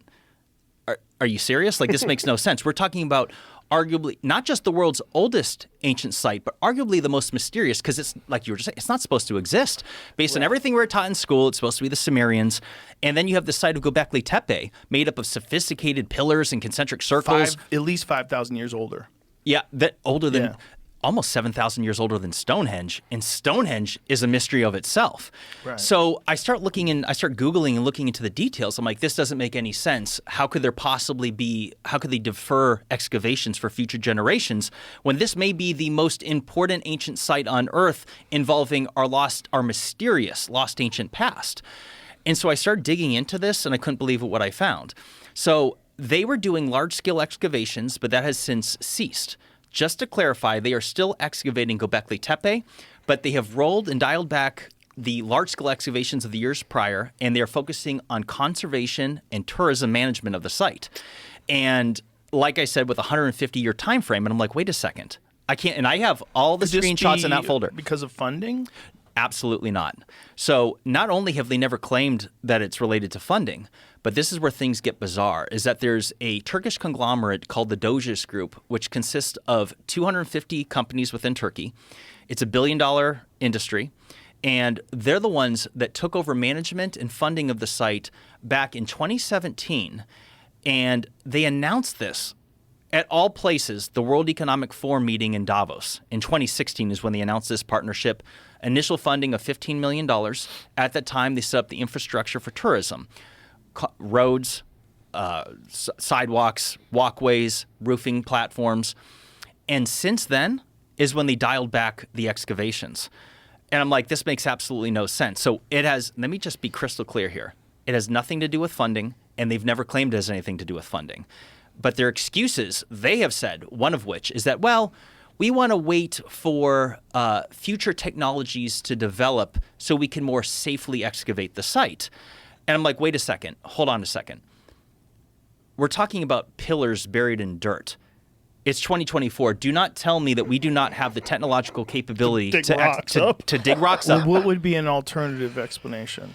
So, okay, this is where things get fun. Oh, boy. So, Rabbit hole, here we I go. love fun. I love a good rabbit hole. let me say a couple things before I get into it. One of which is that them saying that they're waiting for a future technology to develop to safely excavate the site, I'm like, what type of magical shovel or pressure water hose are we talking about here? Vacuum, a dirt vacuum. Right. And since they're saying that they're continuing to excavate the site today, since they're saying they continue to excavate the site today, I'm like, well, which is it? Are you saying that you're doing so in unsafe methods? And I already know that's not the answer because there's been no issue with destructing the site from digging it up. It's not like they broke a pillar and like, oh, dang, wait a second, we need to walk this back. We're not doing things safely. Right. That's not the case here. So there are a few explanations here. Okay, here's what I want to hear. So one of which is that the most logical explanation, this is the less conspiratorial one, which is that it has to do with money. You have this Turkish conglomerate of people that are saturated with members of the World Economic Forum. For example, the CEO of the Doges Group is a longtime member of the World Economic Forum. Let me backburn the World Economic Forum for a half a second. They're business people. They took over the site, and it's all about money now. Back in 2019, Gobekli Tepe had approximately 19,000 visitors yearly. Now it's at 500,000. Their focus, if nothing else, they're just trying to bring revenue in. It's all about money. Yeah, they don't care about excavating the rest of the site. If they spend 15 more million, it's not going to bring 15 more million in revenue. Right. And they just want their money back. Okay. Right. Okay. But I'm like, well, that makes sense. It does make sense. But to weigh in on that real quick, it also, the mystery plays, that site is probably the second most popular place on the planet with people like ourselves. And the more mystery is there, the more money, the more like, we deal in mystery. So if they excavate everything and we know everything there is about that site and it's all super mundane and there's nothing cool about it anymore, that tit dries up and there's no milk coming out. Yeah, but how could it ever stop being cool? I agree. It doesn't make any sense. I agree with that. But that one doesn't make any sense. That's a Zahi Hawass kind of thing. He's of the same opinion where I think a lot of the same things, happen in Egypt for the same reason. Zahi Hawass is quoted with saying that those New Age people, it doesn't matter what happens in Egypt, the New Age people, they come. It's about tourism. Ever since the Arab Spring, tourism in Egypt's been lower. So I think a lot of the same, we're going to talk in a minute about the hidden chamber in the pyramid that they've located and still haven't excavated for whatever fucking reason. I think that might be part of it. If you want to get super mundane and not conspiratorial, it's just a simple.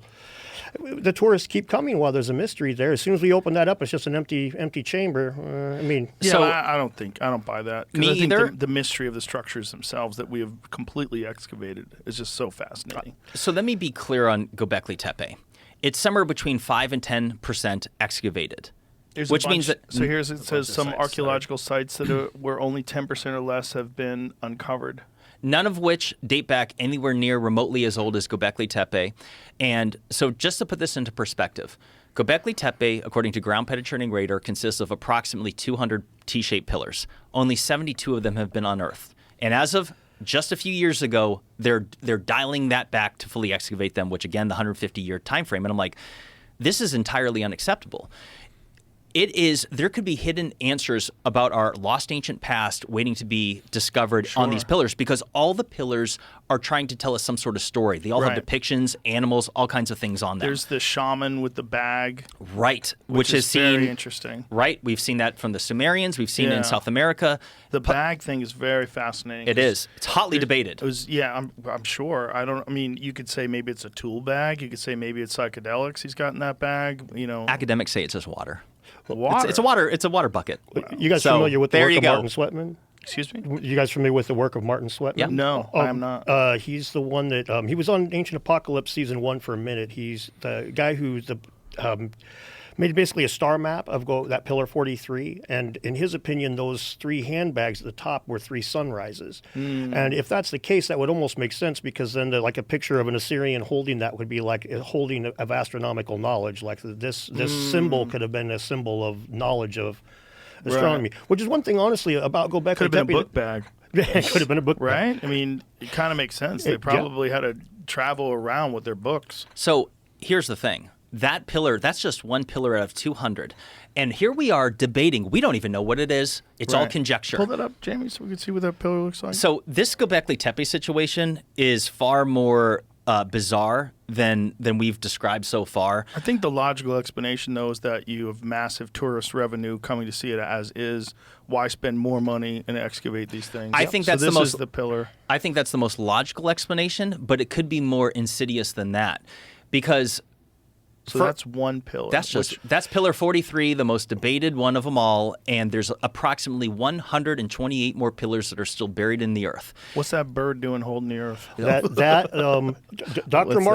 Martin Sweatman, his first paper on Gobekli Tepe's pillar 43, he's got Scorpio on the bottom. He believes that's Sagittarius, that's the sun, and if that's one. Basically, it's a star map denoting the time that the comet smacked the earth. Is what he believes. Each one of those V's, his latest paper on it, each one of those V symbols is a day. In his opinion, each one of those boxes is a month.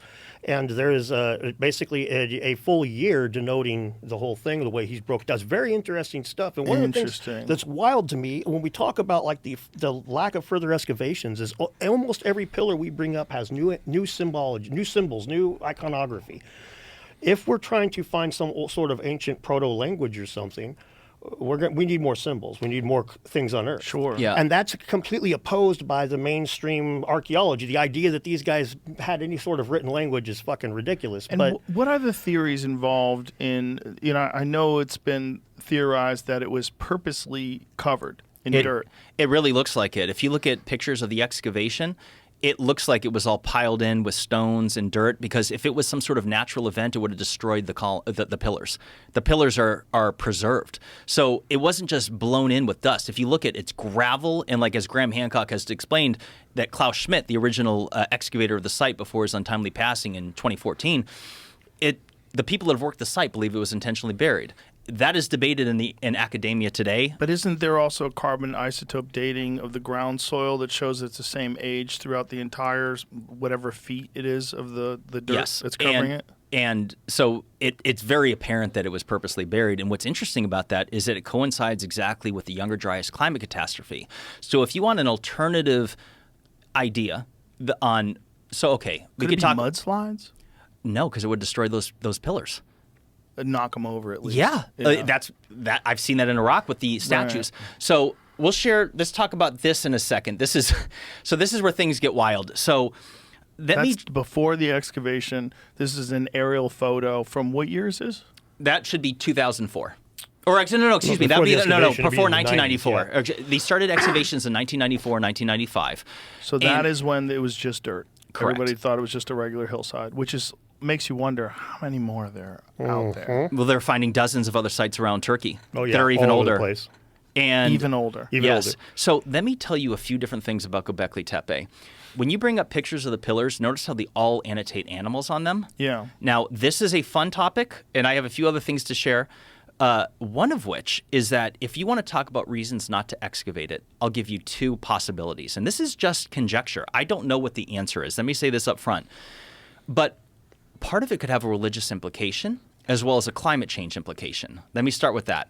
So we know it is an established fact that the Younger Dryas climate catastrophe happened between 12,800 and 11,600 years ago. We know that there was vast changes in weather patterns throughout the northern hemisphere. The only part of it that's debated, and as well as near extinction events or extinction events of many different mammals in North America, but what we know is that something happened. Whatever it is what's debated, whether it's a cosmic impact, whether it's a pole shift, whether it's sun cycles, all kinds of conjecture all the way around. But when I mentioned the WEF, they are the biggest proponents of the man-made climate change narrative. They're the ones that want to get rid of gas-powered stoves. They want us to get rid of vehicles.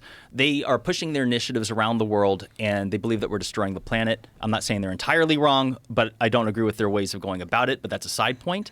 But here's the thing.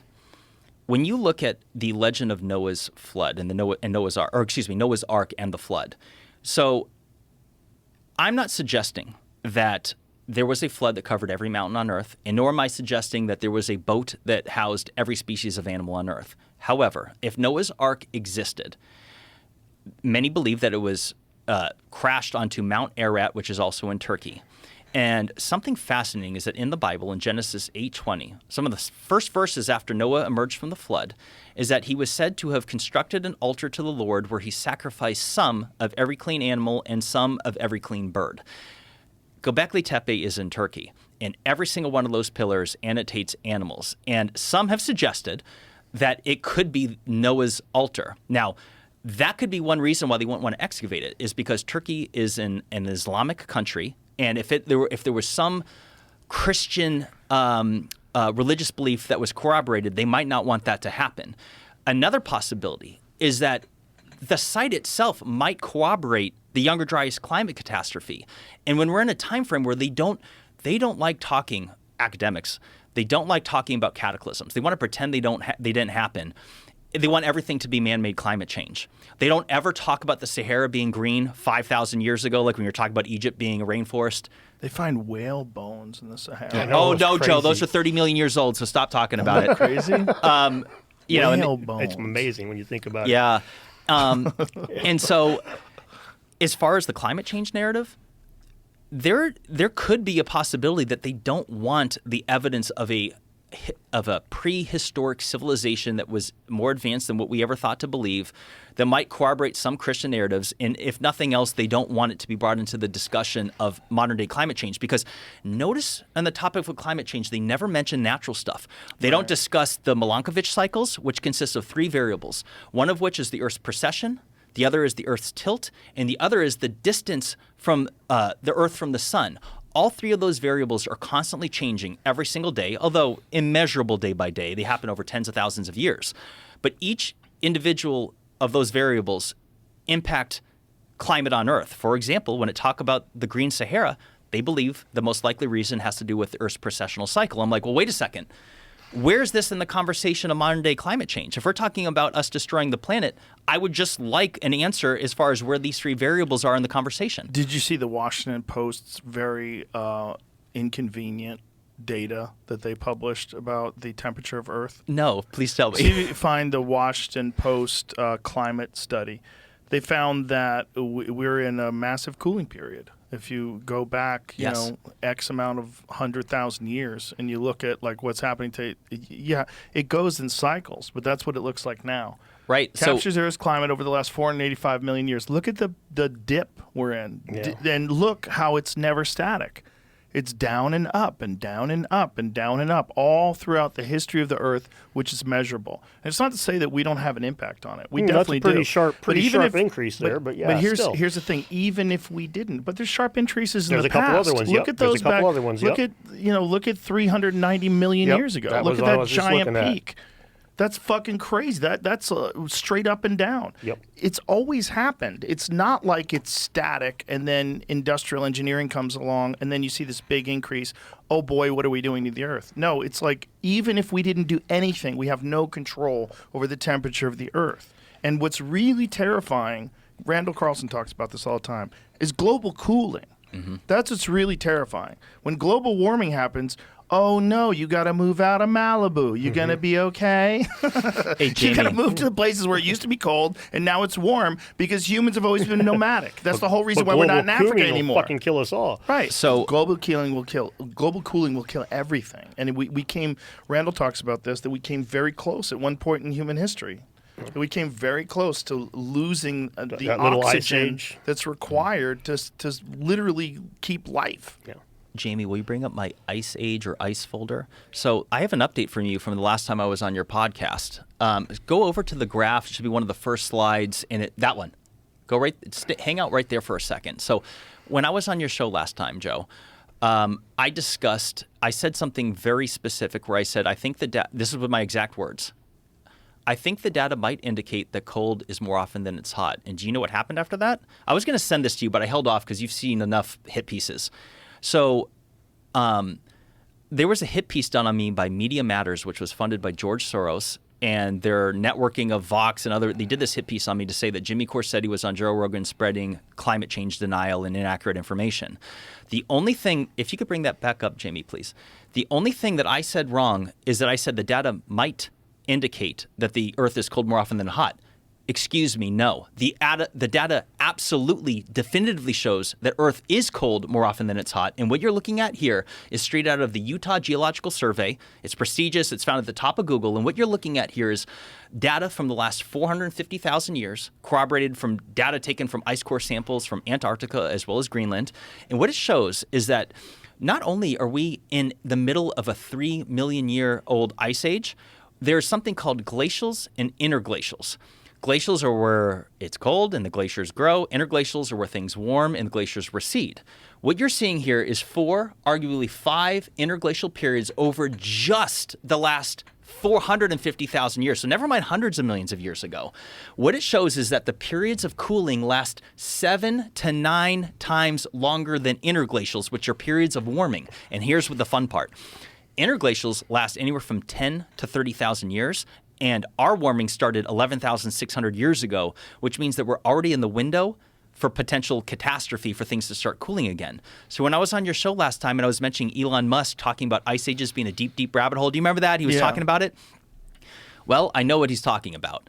It's this. It means that we're already in the window where things could start cooling again, and when it does, we're in a lot of trouble.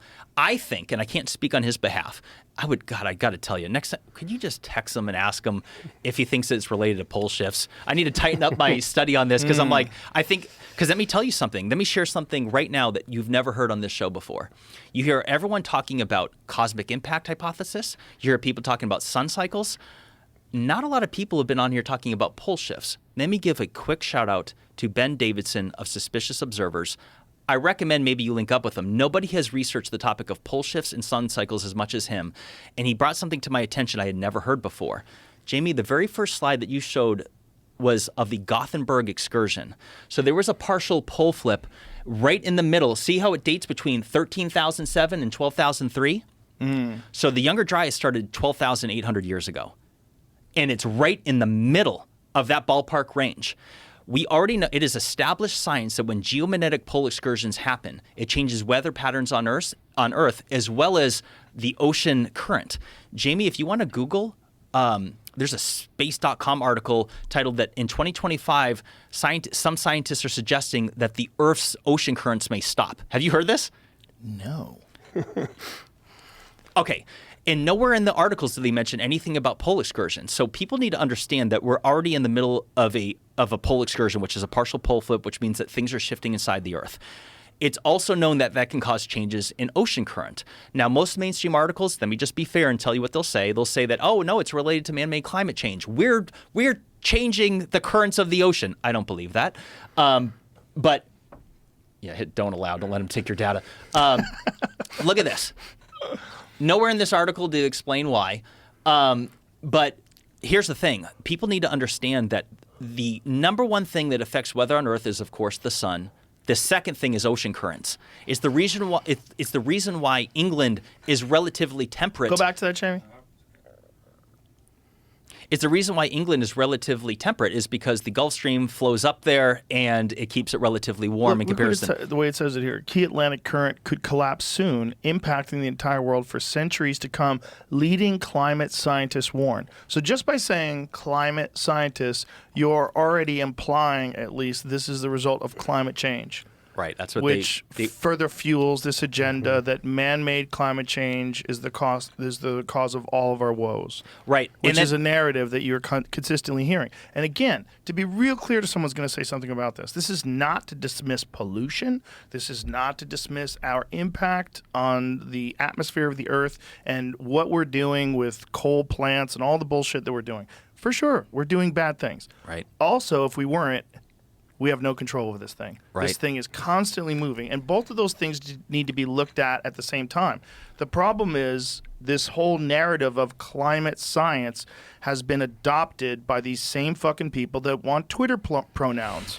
It's the same people. It's the same sort of thing. And if you have anything to say about it, if you want to talk about a swastika being an ancient symbol, now you're a Nazi. Now you're a climate denier. You're a vaccine denier. You're this, you're that. You're a Holocaust denier. It's like the same kind of stupid shit. And unfortunately, with this one is uniquely tied to money. This one is uniquely tied to green agendas and the enormous amount of funding that is going towards these green agendas and people that are profiting off of spreading this narrative. Bing, these bing, bing. Philanthro-capitalists that are making hundreds of millions of dollars promoting this idea of climate change being our primary problem. And if you deny it, you're a science denier. Yeah. And the reason why you shouldn't listen to these people is because they're leaving out the key data involving Earth's historical climate data. Yes. They're not including all these other details. Right. And so I think people need to look at pole shifts because it's very interesting in this alternative realm that you have people that are proponents of the cosmic impact hypothesis. You have Dr. Robert Schoch with the sun cycles. You have other people talking about pole shifts. I think people should consider that all the above are correct, and let me explain why. When pole shifts happen, Earth's shields are diminished. We're in the middle of a pole shift right now. The Earth's shields are diminishing, and it's been happening since the 1800s. It's been accelerating over the last few decades. This is scientific data. The North Pole is shifting at like almost 40 miles a year when it was half that just a decade ago. And when the Earth shields diminish, we are more susceptible to cosmic impacts because less 40 miles a year? Google it. This is real. Wow. It's I had happening. no idea. I thou't it was feet a year. Now, the mainstream will say, don't worry, it's still another 1,000 years away. And I'm like, they actually can't prove that because we haven't been alive to document a pole shift. But what I'm trying to say is that we should consider the pole shift thing. Brother, ask Elon Musk his thoughts on this sometime. Well, he actually just tweeted something about it recently. What did he say? He tweeted something about the magnetic poles. Oh, my God. Yeah. He tweeted something about I think he actually retweeted the core of the Earth. What's his face? I forget his name, but you were just shouting Ben Davison? Ben Davison. I'm pretty sure he retweeted Ben Davison. Oh, we need to find that out if that's the case. Because here's the thing. He tweets so much, though. It takes so long to I go know. through his tweets. I don't know. how He has does the it too time. much. It's less effective because I'm like, I miss stuff. And I follow him closely, actually. Jamie can find You know, it. There I you get go. it. Yep. Look at this. Oh, Live in a it's Brian thin crust Ramon. of It's solid Brian, rock, sorry. beneath which a vast ball of molten rock, Earth's core, which generates most of our magnetic field, is 85% iron and moves independently from the surface plates, which is why the magnetic pole changes position. I love Brian Romelli. If I'm saying his name right, we follow each other. He's a great guy. I think Elon Musk is giving a hint here because you remember how the northern lights were visible as far south as Mexico in the last few months? That was from solar activity, right? Right. But the reason why it's more visible now is because the Earth shields are diminishing. This isn't like from Bob's website. This is mainstream science. Again, Ben Davison has taught me a lot on this, and he was actually on with Alex Jones not long ago, and he really blew Alex Jones's mind. He vetted him, and so what I'm trying to say here is that like this is not being brought into the equation of man-made climate change at all. Well, they because can't. of all the things we were talking about. The educators want to be the only ones that distribute the information, and they don't want to look at the full picture. They only want to look at this one thing for the greater good of all of us. It's better if you just get people to only focus on getting an electric car. Yep. You know, Right. which is Well, like I've always, ever since I started doing this stuff, I've had people that are like, "Hey, man, you fact check scientists. We want you in the climate change debate." And I've always had the opinion of like, look, I'm talking about big old rocks and moving. There's zero skin in the game. And if I'm wrong about that, nothing changes. But if I'm wrong about climate change and I get a bunch of people, I feel a little like it's not your area of expertise. It's not my area of expertise, and there's too much skin in the game. Right. But when I did the debunking of Flit Dibble's debunking of Graham, the part about the metallurgy, I spoke with an ice core specialist. And now there ain't but a handful of these dudes on the planet. Literally just a handful That of was a people. very important part of your debunking. Oh, thanks. I appreciate that. You're the guy that blew the roof on that. Yeah. You're the guy Yeah. that contacted firsthand. Well, let's explain what you did. Well, I spent an hour on a Zoom chat with the dude because what Flynn had said was that there was no proof of metallurgy in the Ice Age. And, well, of course, there's no proof of it, but he said that we can prove definitively there was no metallurgy. And that's where it's like, well, no, because they look for levels of lead. And levels of lead, that graph you just showed with the interglacial periods, lead follows that. Because when there's more dust on the ground, the reason they believe is there's more dust on the ground, more gets kicked up, more ends up in the glaciers. But that's the same dirt that would be kicked up if they were digging for iron, right? So either way, you're going to end up with more lead in the glaciers. So I talked to this ice core specialist for an hour on Zoom, and I'm like, man, so flesh this out for me. Explain to me. So he explains to me how they determine whether or not lead's from an anthropogenic origin or if it's natural, and that's based on if there's an archaeological site that they can match the other isotopes to. He went through all the troubles with it. He even lamented he's got other people in his field that are hardcore anti-pseudoscience because they're, climate change deniers are dealing with. And so he's like, some of these guys are just too zealous, overzealous with it. I get where you're coming from. But then I put the video out and Flint contacts the dude. And next thing you know, well, I didn't exactly say it. He doesn't change what he says. He just kind of implies that I wasn't quite being accurate. He doesn't give a full anything. It's just, it makes it vague all of a sudden, and it's quite clear. He was pressured from a fucking archaeologist. He's a climate scientist. Why do you care? Because they're all part of the same little Twitter University, keyboard warrior. Yeah. Twitter cult members. Yeah, and that right there changed my attitude on it changed my attitude on the whole global warming thing. I was like, that's probably accurate. And I was like, I don't fucking know. I'm going to have to dig into this some because I don't trust you sons of bitches anymore. I know that if somebody pressured him from upstairs, he would have crumpled like a bag because he sure did when Flint pushed him. So the issue is that it's not like there's one explanation that could conceivably have caused this massive cataclysm. There's probably a lot of variables. Just like there's always been. I mean, we always like to conveniently ignore supervolcanoes. When one of those blows, the whole world's fucked. The country's dead. Everyone's fucked. You should consider the possibility that that's related to pole shifts as well. And I could give you a point. There's one that happened. I've heard you talk about before the Toba super eruption. Yeah. Did you know that happened at the same time of a geomagnetic pole excursion? Oh boy. It's It true. makes sense. You're having all does. this movement. There's movement inside the Earth. A full pole shift is when they believe that the innermost portion of the molten within the Earth core shifts. A geomagnetic pole excursion is a partial pole flip, which they theorize is related to the outer portion of the mantle. The Earth's crust sits on top of molten everything. And when that shifts, it shifts our compasses. And it's not unreasonable to suggest that when something shifts inside the Earth, it would affect things on the surface. I touched on this in the last time I was on, but when it comes to earthquakes, as an example, some originate in the crust, which is like 28 miles at its thickest, I believe, or on average, and others originate in the molten outer portion of the mantle. Well, if something shifts inside the Earth, why wouldn't it cause issues on the surface, whether it be earthquakes or volcanic activity? And some volcanic activity involving supervolcanoes coincides with geomagnetic pole excursions. And so when I was on your show last time talking about pole shifts along with the ice ages, I was part of the same topic. Why is it that Media Matters, funded by George Soros, decided to do a hit piece on Jimmy Corsetti, the YouTuber? Brother, they came after me hard on this, which to be honest, I relished over. I was like, this is hilarious. I'm like, well, they don't understand that it's actually good publicity. It is, and it makes me feel they're like not credible anymore. No. Right, and it makes me feel like I'm over the target because what's that saying about you get the most flack when you're over it? So Yeah. I'm like, it makes me think that I'm onto something because nowhere in any of these climate change topics, as far as like the narratives on it, do they mention anything natural involving whether it be pole shifts. They sure as hell don't bring up the Green Sahara. They don't bring anywhere into the equation. They don't bring up the scientific fact that the Earth was warmer 4,000 years ago. There's Nobel Prize laureates that have been speaking out about this. There's two of them, Dr. Clauser and there's another gentleman. I'm going to draw a blank in the top of my head. But like they've shared this data.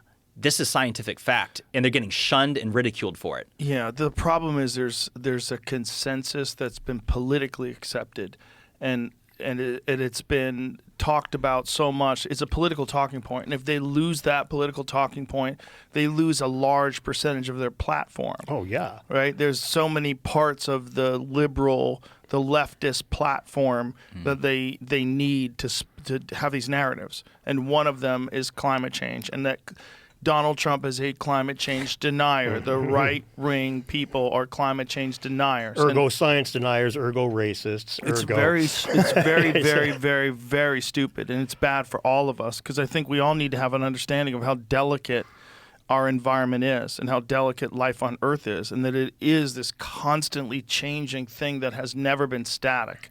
We know that. We know about the dinosaurs. We know about all these different things. We know about the Ice Age. But we don't truly have a comprehensive narrative that everyone accepts. It's become politicized. Yeah. And it's become politicized by the worst people because they're the cultists. Yeah. They're the ones that made, not the only ones, but, I'm a lot less political than a lot of people in this community. And I said it when COVID first started getting bad and you could see it on the internet. I was real quick to say, man, we're going to be fucking locked down for years, guys.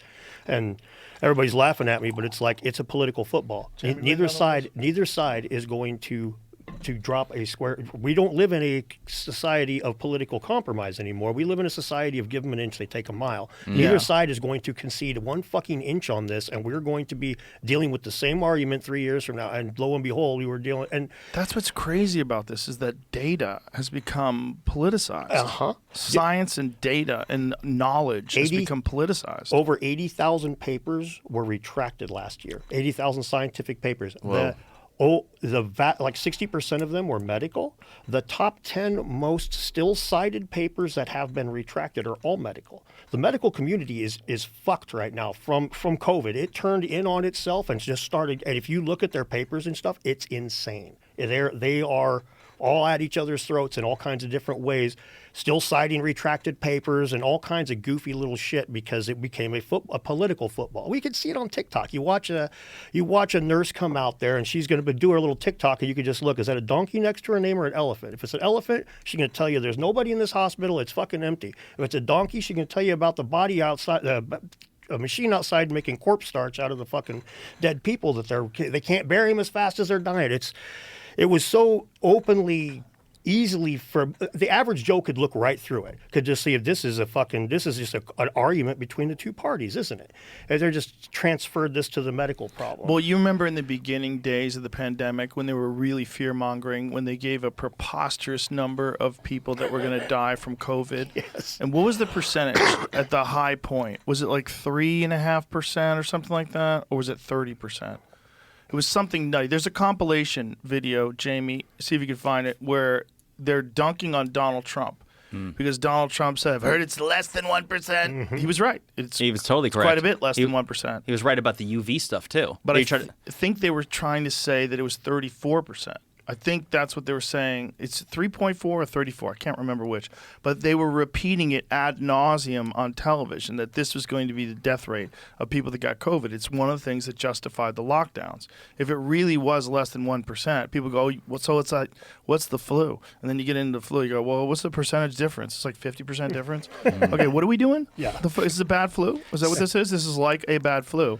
But you can't say that or you're some kind of anti-science heretic. Yep. You're a terrible person. You're killing grandmas. If you want to mix it up, Jamie, there's a video. So last time I was on, I mentioned a clip of Donald Trump talking about it's going to get cold again. Mm-hmm. And we couldn't find the clip at the time, but I have it in my folder, Jamie. It's just Donald Trump. It's in the front with all the other folders. One step at a time. Let's try to find that video of them all repeating the same thing over and over again. It's Brian Stelter, that little weasel on CNN, constantly repeating the fact that Donald Trump doesn't know what he's talking about. And he was right. He was absolutely correct. Well, Donald Trump doesn't just say things out of his butt like people make him out to believe. I'm not saying he doesn't talk in that way. Okay. He rants. When he's a very ranter. If you're a ranter, you run. It's like you're a podcaster. You run the risk of talking out your ass every now and again. But he wasn't talking out of his butt with the UV killing off bacteria and viruses. No, he just said it in a way that wasn't logical. He said, like, you get the light into your body, and everyone's like, what is he talking about? But no, they figured out how to get LED lights into lungs to kill viruses. Give me a little specific thing to look is typing in Donald Trump COVID compilation video gives me a bunch of Right, things. COVID death rate. Death rate is what's important. Death rate compilation versus the media. And see, Because the media was the one that were dunking on him for saying, and they were coming up with this ridiculously high rate that turned out to not be accurate at all. well, I think we have those people, the leftists or whatever you want to call them, the Flint Dibbles of the fucking world. These guys are, they like we were talking about with climate change and everything else. They don't want to leave anything in there that could let the other side have anything. They assume that the average rank and file Joe public is dumb as hell. Right. I mean, one of the things they'll always say about ancient apocalypse, complain about, they'll be like, well, he goes on there and he talks shit about archaeologists and everybody's going to believe everything he says because it's so well made. It's like, man, He didn't do that at all. And in the first season, he did talk a little shit about archaeologists, but the bottom, to me, if I'm watching anything, I don't care what it is, if the person says, the mainstream scientists disagree with me here, but here's what I have to say, all my alarm bells go off, and that tells me I cannot hang my hat on what this motherfucker's saying. I got to go Google it. Right? That's what Graham does over and over again. Mainstream archaeologists disagree with me. So for them to say everybody in the country everybody in the world is just going to believe this, it's nuts. So it's 3.4%. So this is it. So give me some volume here. In a lot of conversations with a lot of people that do this, I think the number is way under 1%. So to fact check, the World Health Organization says the coronavirus death rate is 3.4%. President Trump lies that the World Health Organization is wrong. The number is 3.4%. 3.4% is what it's being reported around My boy Sanjay. The death rate. The percentage is 3.4%. And no hunch from the president can change that. Trump lied about the most recent World Health Organization estimate that the global death rate of coronavirus is 3.4%. Jesus. The 3.4% death rate was wrong, and WHO data later updated it to A fraction of 1%. Let's go back into history.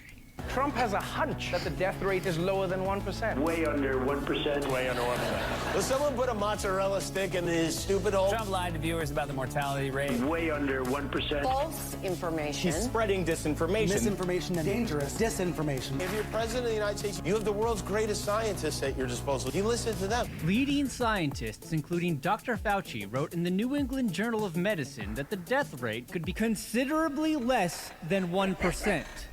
Way under 1%. Why are you See, we've seen enough. These people are fucking puppets, man. Yes. They're puppets, and they willfully, gleefully repeat these narratives. Yep. And instead of saying, well, where did you get that information? Who are you talking to? Let's find out if that's correct. Why does the World Health Organization think it's 3.4%? Is there any nefarious intent behind this whole idea of it killing everybody that's forcing some enormously profitable venture, like forcing everybody to take these fucking new vaccines that you guys developed? Right. Like, could that be factored in? Maybe. Well, no. You only hear that it's factored in once everybody's profited and got out, including Bill Gates. Yeah. Bill Gates, who's on television telling everybody get the vaccine, you won't get COVID, and then afterwards, it didn't work. After he had unloaded all of his stock, he wasn't effective, and it turns out COVID wasn't as bad as we thought it was. Well, you guys are really responsible for a bunch of people taking a medication that was unproven. You're responsible for all the side effects. You're responsible for all these, and you're responsible for fear-mongering, lying, closing down businesses, ruining economies, changing the political structure of the country. They need to be held to account. I'm not going to forget this, and a lot of other people won't. People's lives were destroyed, and it is. I mean, there needs to be a reckoning. Elon recently said that his pronouns are still prosecute Fauci. I love it. I love it. And he has a real possibility of making an impact. Yeah. Oh yes, he does. They listen to him. Yeah. Well, when it comes to the economic side of it, I honestly think out of everything, the jab notwithstanding, just strictly from a top-down perspective, those guys, I mean... It's the most immense transfer of wealth in modern history. Amazon, Walmart, eBay, all these motherfuckers cleaned house. And you know what shut down? In Spokane, we lost White Elephant. This guy had started in the 40s after World War II. He would buy surplus and put it in this store. He had fishing lures for 30 cents, fucking Transformers from the 80s I was buying in 2000 and selling them on eBay. Got all kinds of shit there. And he went out of business because he had to close his doors.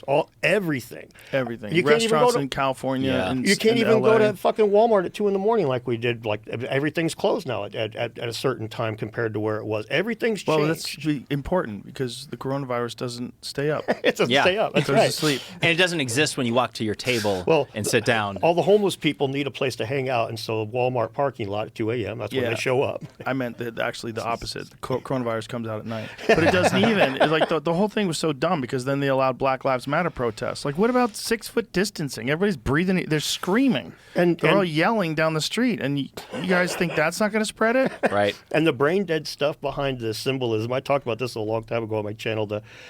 The person that thought of, we're going to have this band play. Let's get them masks that have a big hole in it to show solidarity with everybody in the audience. That person's a fucking idiot. It's like everybody's just going to look at that and be like, how about people swimming? So we don't need masks. Oh my God. People swim with masks on.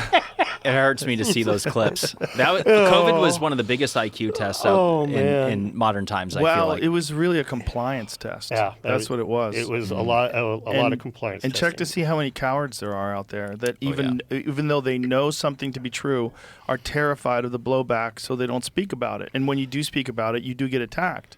You know, I obviously experienced that, and I was fascinated by it. I mean, it was kind of horrifying to watch, but also fascinating. Like, so this is real. Like, you guys are just completely all lock in step and all full of shit.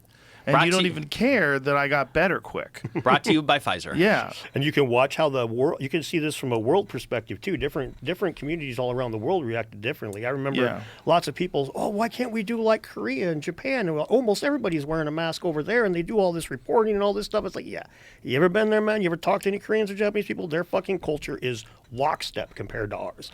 They are very much, there's no counterculture in those communities. The counterculture people are all in jail. Right. So you have one community. So they're told to do this, they fucking do it. Well, obviously, though, we don't do that Our here. media is so compromised, so fuck. obviously compromised. And, you know, Callie Means has a really good point about this. He was saying that the reason why they spend so much money advertising on cable news is not because it's effective. It's because once they do that, now cable news cannot criticize them. It's so much smarter. Because it's like, listen, we're spending all this money just to make sure that you guys toe the line.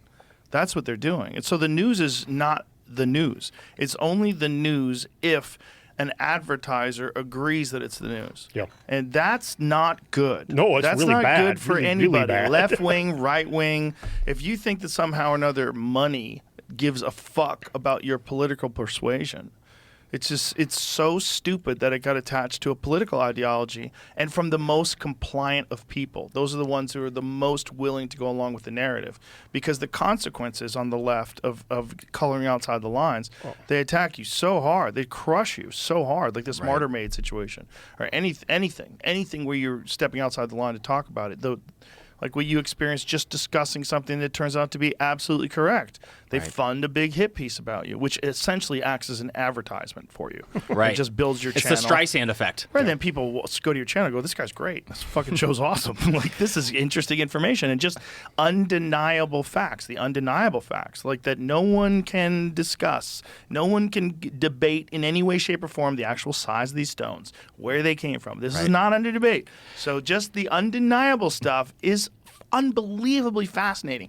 And then when they go to your channel, they go, where's all the Nazi shit? I'm looking for I heard this guy was a Nazi. I'm looking for some Nazi shit. I'm just getting facts. You know, we should go back to Gobekli Tepe, Gunung Padang, and the Great Pyramid, because there's some more stuff involving archaeology and lack of excavations that are actually pretty significant.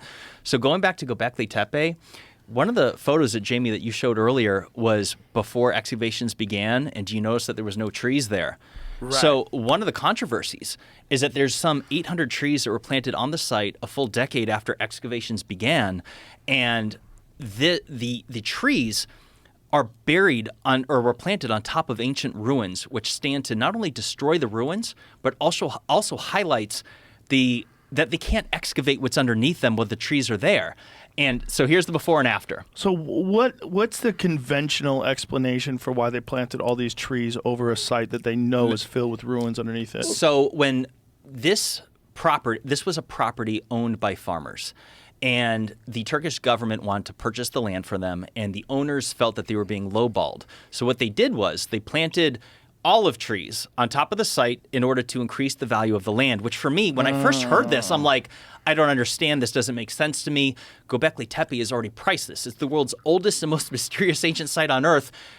It's priceless. Now, to be fair, and Dan, you've harped on this, and I agree with you. It's government stuff. If the feds are going to buy your land for a highway, they don't care what's underneath. They don't care if it's an Indian burial ground or what. It's what's this land worth. In this city, it's this kind of property. So they made it an orchard instead of a desert. Now, here's the thing, though. Of all things, they planted olive trees, and there's something that was enacted. It's called the Olive Law in Turkey in the 1930s, where it's illegal to cut down olive trees in Turkey. So I'm like, well, that's interesting. And let me ask you this real hilarious. quick. Imagine being the owner of that property, and you've got this, you found these ruins here, you've got all these people coming out, they're paying you money to check shit out, you're selling all kinds of stuff, and now the government's going to take it from you. You've had it for 10 fucking years. Now the government's saying it's theirs. So you go out and you start planting trees. So when you dig a hole to plant that tree, you find an artifact. Do you put that in the pile of artifacts to hand to Klaus Schmidt, or do you put that in the pile to sell to the antique collector that's not going to tell anybody? Obviously, you put it in. He's pissed off. My opinion is that guy sold a ton of fucking artifacts while that was going down. Why wouldn't you? Now, are there artifacts connected to Gobekli Tepe? Yeah, they find stuff. Like what kind of stuff? No pottery or anything, but they have found one of the biggest things is a bunch of chunks of stone. To archaeologists, even they call a microchip, which would be like a tiny little piece you get from. That's still technically an artifact. So there's a lot of that kind of stuff there. A lot of bones that have been charred and things like that. But there's nothing too terribly amazing. No tools. Well, nothing too crazy. But again, that's the kind of stuff that would possibly, this is where my skepticism can get a little cynical. I'm of the opinion if the Antikythera mechanism would have been identified as what it is when they pulled it out of the ocean, it would have never made it to a museum. That there was somebody. I was like telling Jim last night, we were having dinner. If the reports of giant bones that you see in the 1930s from guys that were over in New Mexico and then they're bringing them back to the Smithsonian, they just never made it there. If they really did find giant bones, which I'm skeptical of, but if they did, this is probably an advertisement to sell them while they're traveling these things across the country. Just happened to lose them along the way because this dude came over and bought them. This has been a problem since day one. And especially when you think about those kind of one-offs. Crazy old school Rockefeller type billionaires who really love to control information and everything. If you have access to something that's just undeniably throws the whole timeline into a question or throws a narrative of human beings into a question. Now you got some power with that little artifact, don't you? So you see, I'm of the opinion that that's been a problem. Like I don't believe in the Dendera light. I assume you know what the Dendera light is, right? Well, you glossed over the Antikythera. How do you say it? The Antikythera mechanism? Antikythera. That one is fascinating. It's crazy, ain't it? Because that is, how old is it? It's like 2,000 years old, 3,000 years old. 2,000 years old. It's a hand-carved brass machine that you use to it tracks the cycles of the moon, the Earth, and different planets in our solar system. It's brilliant. Yeah. And they didn't know what it was, and they found it. It was just like some corroded up gears, and then they start doing some sort of a. I mean, I don't even know how they did it, how they understand all the different pieces of it, because it's all corroded together. But they use some sort of scanning mechanism, correct? And see if you can find what it actually looks like. Yeah, you can buy replicas of it nowadays. They make little boxes of the damn things. That's what it looked like when they found it. Yeah. But now, show what it looks like when they've done a scan of it. I just stumbled across something interesting, too. When the guy found it, he... heap of dead naked people. Whoa. Whoa. He emerged from the sea shaking in fear and mumbling about a heap of dead naked people. He was among a group of Greek divers from the eastern Mediterranean island of Simi who were searching for natural sponges. They had sheltered from a violent storm near the tiny island of, how do you say it again? Antikythera, between Crete and mainland Greece. When the storm subsided, they dived for sponges, chanced upon a shipwreck full of Greek treasures, the most significant wreck of the ancient world to have been found up to that point. The dead naked people were marble sculptures scattered on the seafloor, along with many other artifacts. Soon after, their discovery prompted the first major underwater archaeological dig in history. So see if you can find what this mechanism looks like, what it actually looks like. There's a replica. Yeah, so this is the replica of this thing, this incredible piece of engineering from 2,000 years ago, where all these gears and all these planets, and you could figure out where everything was. How'd they do this? And this is beyond what we ever thought was available back then. No, there is a YouTube channel that a guy goes through. I forget his name, but he does go through and he makes one of these with old school tools. But he's making each gear by hand. He's making the wire by hand. Boy, that guy's a dork. He's a dork, yes. But it is the greatest. Bring him on the show. Greatest possible version of a dork. I mean, in a good way. But it is fun to watch. But it's incredible, though. But at the end of the day, that's interesting to be able to recreate it. But the planning of the thing—that's really where the engineering, the mathematics, and then you have to take into consideration what is this based on? What knowledge was available back then that we did not think was? So we're talking about 2,000 years ago. This is the time of Christ. We did not think that they had any kind of machines that were in any way similar to that thing. What else don't we know? Right. What else is lost? And how much of that stuff is gone? Like, if this is 2,000 years ago and it's that corroded, what does 10,000 years do to it? Right? It'd be dust at the bottom. Right. And the fact they even found it at the bottom of the ocean is a miracle in itself. This is what's important to understand. And this is another lie that Flint Dibble told about the number of shipwrecks that have been found. And not only that, but what would be left over after just a few thousand years. And that when they find these 1,000-year-old shipwrecks, they don't find any wood anymore. You just find the pottery. So you just know where the shipwreck is because there's a bunch of gold on the ground and some pots. But if you go back 10,000 years before that, how much has the surface of the floor of the ocean shifted? How much of that stuff has been covered up? How much is it? 10,000 years is so long. Now, what if it's 20,000? What if it's 30,000? To say we don't know is the correct thing. It's the correct thing to do, and that's what nobody wants to do. There's a hypothesis. It's more of a like a mental I forget the name of what you call it, like a mind teaser, like a way to make your brain think. It's called the Silurian hypothesis. The Silurians are a Doctor Who monster that supposedly lived on Earth like millions of years before humans. Wake up one day and they find all these monkeys running around. They decide they don't like us. But the hypothesis is, how would you determine if there was a species or an advanced civilization that lived on the Earth 1 million years ago, 5 million years ago? As soon as we have fossil fuels, as long as we had the first bit of oil had been created on the planet, you could have a civilization like ours. So what would you look for? The only conclusion is maybe nuclear stuff. If they tested like maybe a nuclear power plant, we might still be able to find some radioactive material. But beyond that, not a goddamn thing. After 10 million years, you ain't going to find a fucking bit of it.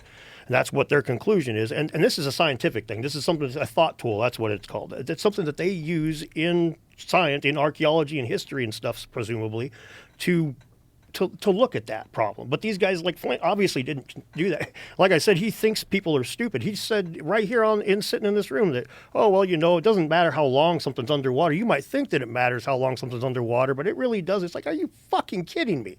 Of course it does. Anybody knows that. Of course it does, just in terms of whether or not you're going to find it. Right? They haven't done like a comprehensive LiDAR scan of the bottom of the ocean floor. They just have not done that. That's not possible right now. But if they did do it, who fucking knows what they'd find down there? Well, here's where things get nuts, is that here we are talking about things as far as tens of thousands of years. So we do have a site that Graham Hancock highlighted in Season 1 of Ancient Apocalypse called Gunung Padang in Indonesia, and Jamie, I have a folder on this. So this pyramidal structure could potentially be 27,000 years old. It's hotly debated. But as Graham Hancock highlighted, there is a subterranean tunnel and chamber which may have those dates, and it's not being excavated. And a geologist, Danny Nanamajawa, I never pronounce it correctly. Forgive me, Danny. But he is a geologist that analyzed the ground-penetrating radar, and he said that there's strong likelihood that it's man-made. Now, the skeptics, the academics will say, well, it's probably just a lava tube because the structure is volcanic in nature. But something interesting has happened, that back in 2014, the Indonesian government said that they were willing to allocate unlimited resources and funding to excavate the site. Something shifted a handful of years ago where they're not excavating it now. And as of today, there's no plan in place to find out what that subterranean chamber is. So if it was indeed man-made, we don't know. It could be natural, it could be man-made, but we're never going to know what it is until we go digging. And right now, we do know for sure is that people occupied the land above it after that. 100%. 100%. That is a man-made structure. It was volcanic in nature, but they terraced it. It's a pyramidal-like structure. It's not a pyramid.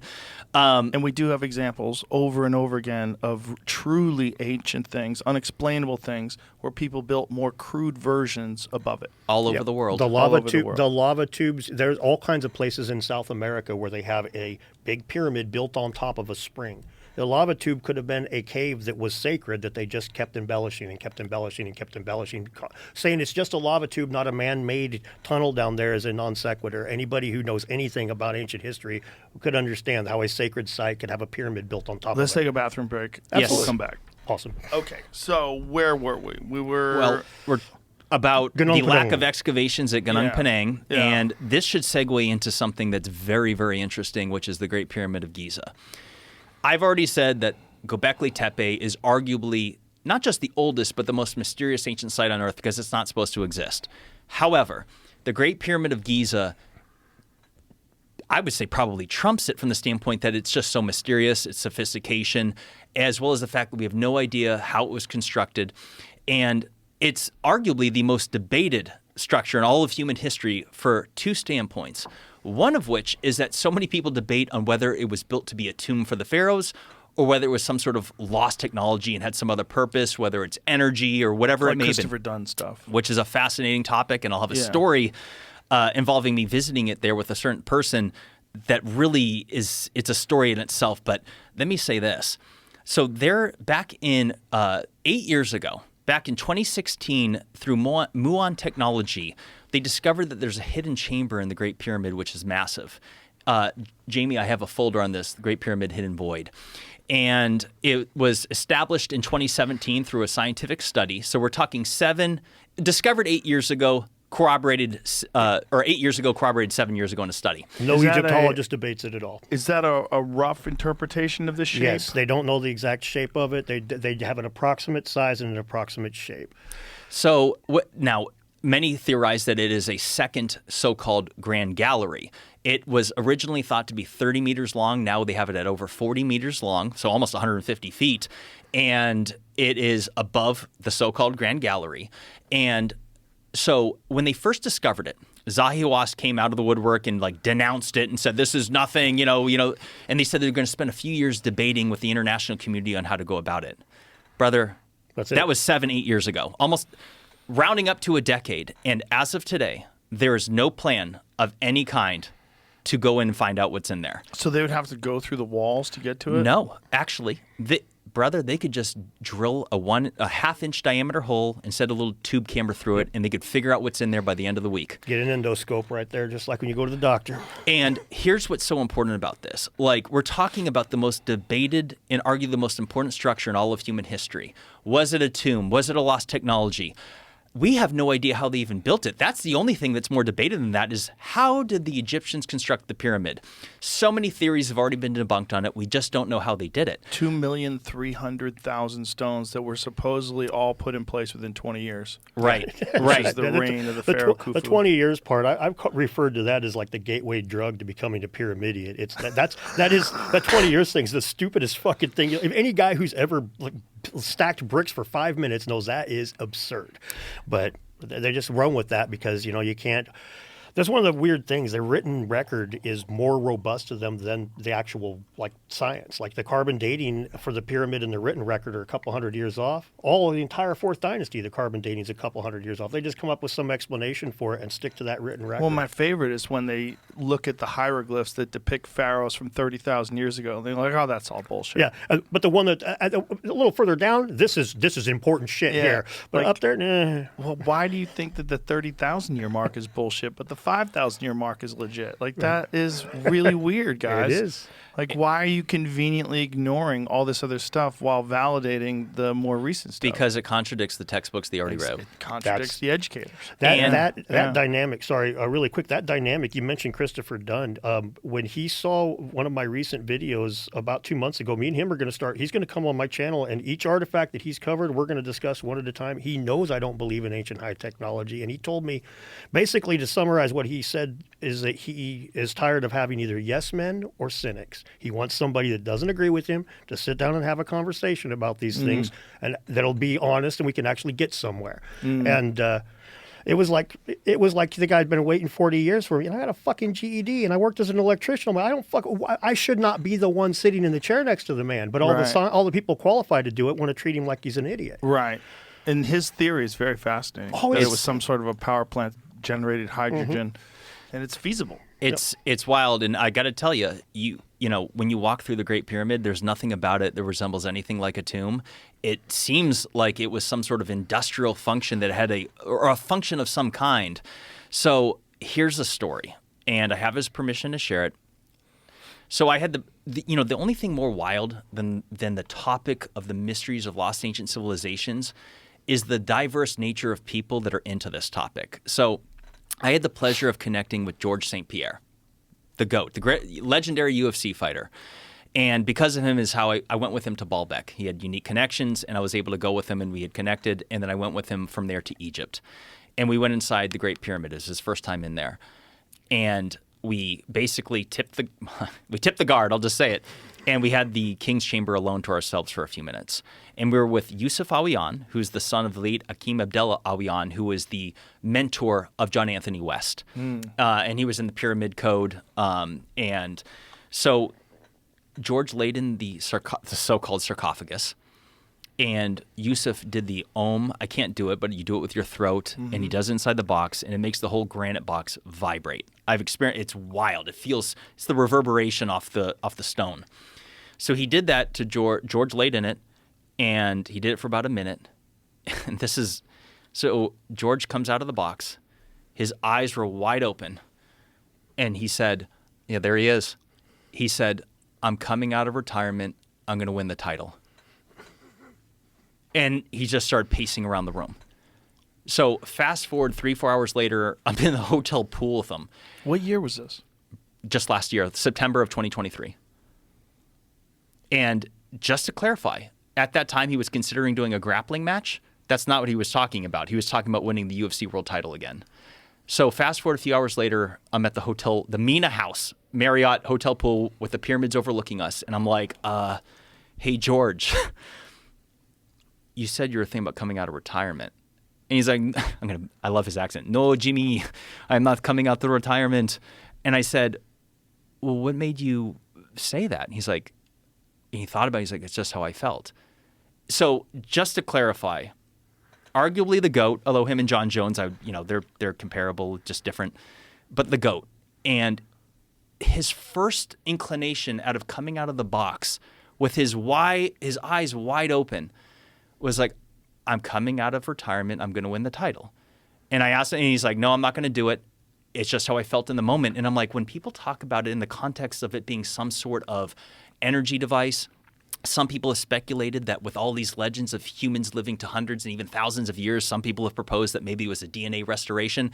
I have no idea what it was. I just don't think it was a tomb. I think it was something else. I think it was a functional structure of some kind. But the fact that someone like him, with his history and his accomplishments, the fact that that was the first thing that he felt coming out of that box after doing the reverberation thing is a story. Like, I don't know what to make of it. I think that's normal. Yeah? Yeah. I think a guy like that has always got it in the back of his head. Well, that's a good point. Yeah, I mean, that's the highlights of his life. When he was conquering everyone in the welterweight division, he was the greatest fighter on the planet Earth. It's the highlight of his life. So anytime he gets an elevated feeling, I'm sure that's one of the reasons why, like a lot of old fighters, they drink a lot or they do drugs. I think they're trying to, they experience highs that most people could never imagine. Right. And I think whenever they experience a new high, some new thing, they get in their head, I'm making a fucking comeback. And they want to chase that dragon. They get in the ring with Jake Paul.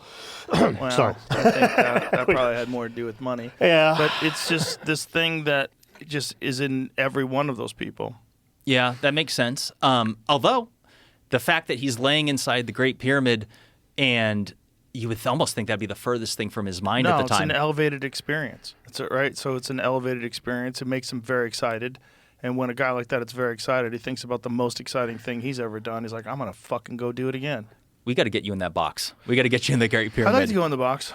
I'd like to go there. I really would. It's just a matter of carving out the time. And I really have to do it, especially let's see what happens with the world. But Right. I mean, the world just keeps getting sketchier and sketchier in certain parts of the world. Right.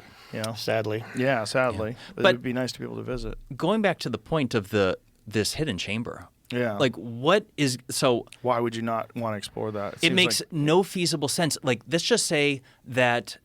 Well, first of all, whether it was a tomb or something else, we could find out by going in there. Maybe there's maybe there's a pharaoh in there. Maybe we would instantly know that, okay, all this conjecture and debate is now been put aside. Right, we found know a that sarcophagus. there could be treasure Where they there. stashed the dude for real. And here's Right. something else. Right. A lot of conjecture as far as a lost technology. Could there be some sort of evidence of a tooling on how they constructed it? Could there be evidence on how it was constructed itself? Even if it's a completely empty room and nothing else, we still would have learned something new. Right. In fact, I've joked to other people that, like, hey, they could turn this into a pay-per-view event. I bet you 100 million people like around the world. I was just thinking it. Yeah, I know. But even if there's nothing in it, it's still a win Roadmaps. because we will learn something new. Yeah. And it is. Look, course. The academics will say, well, we don't want to damage the pyramid anymore. I'm like, okay, I respect that.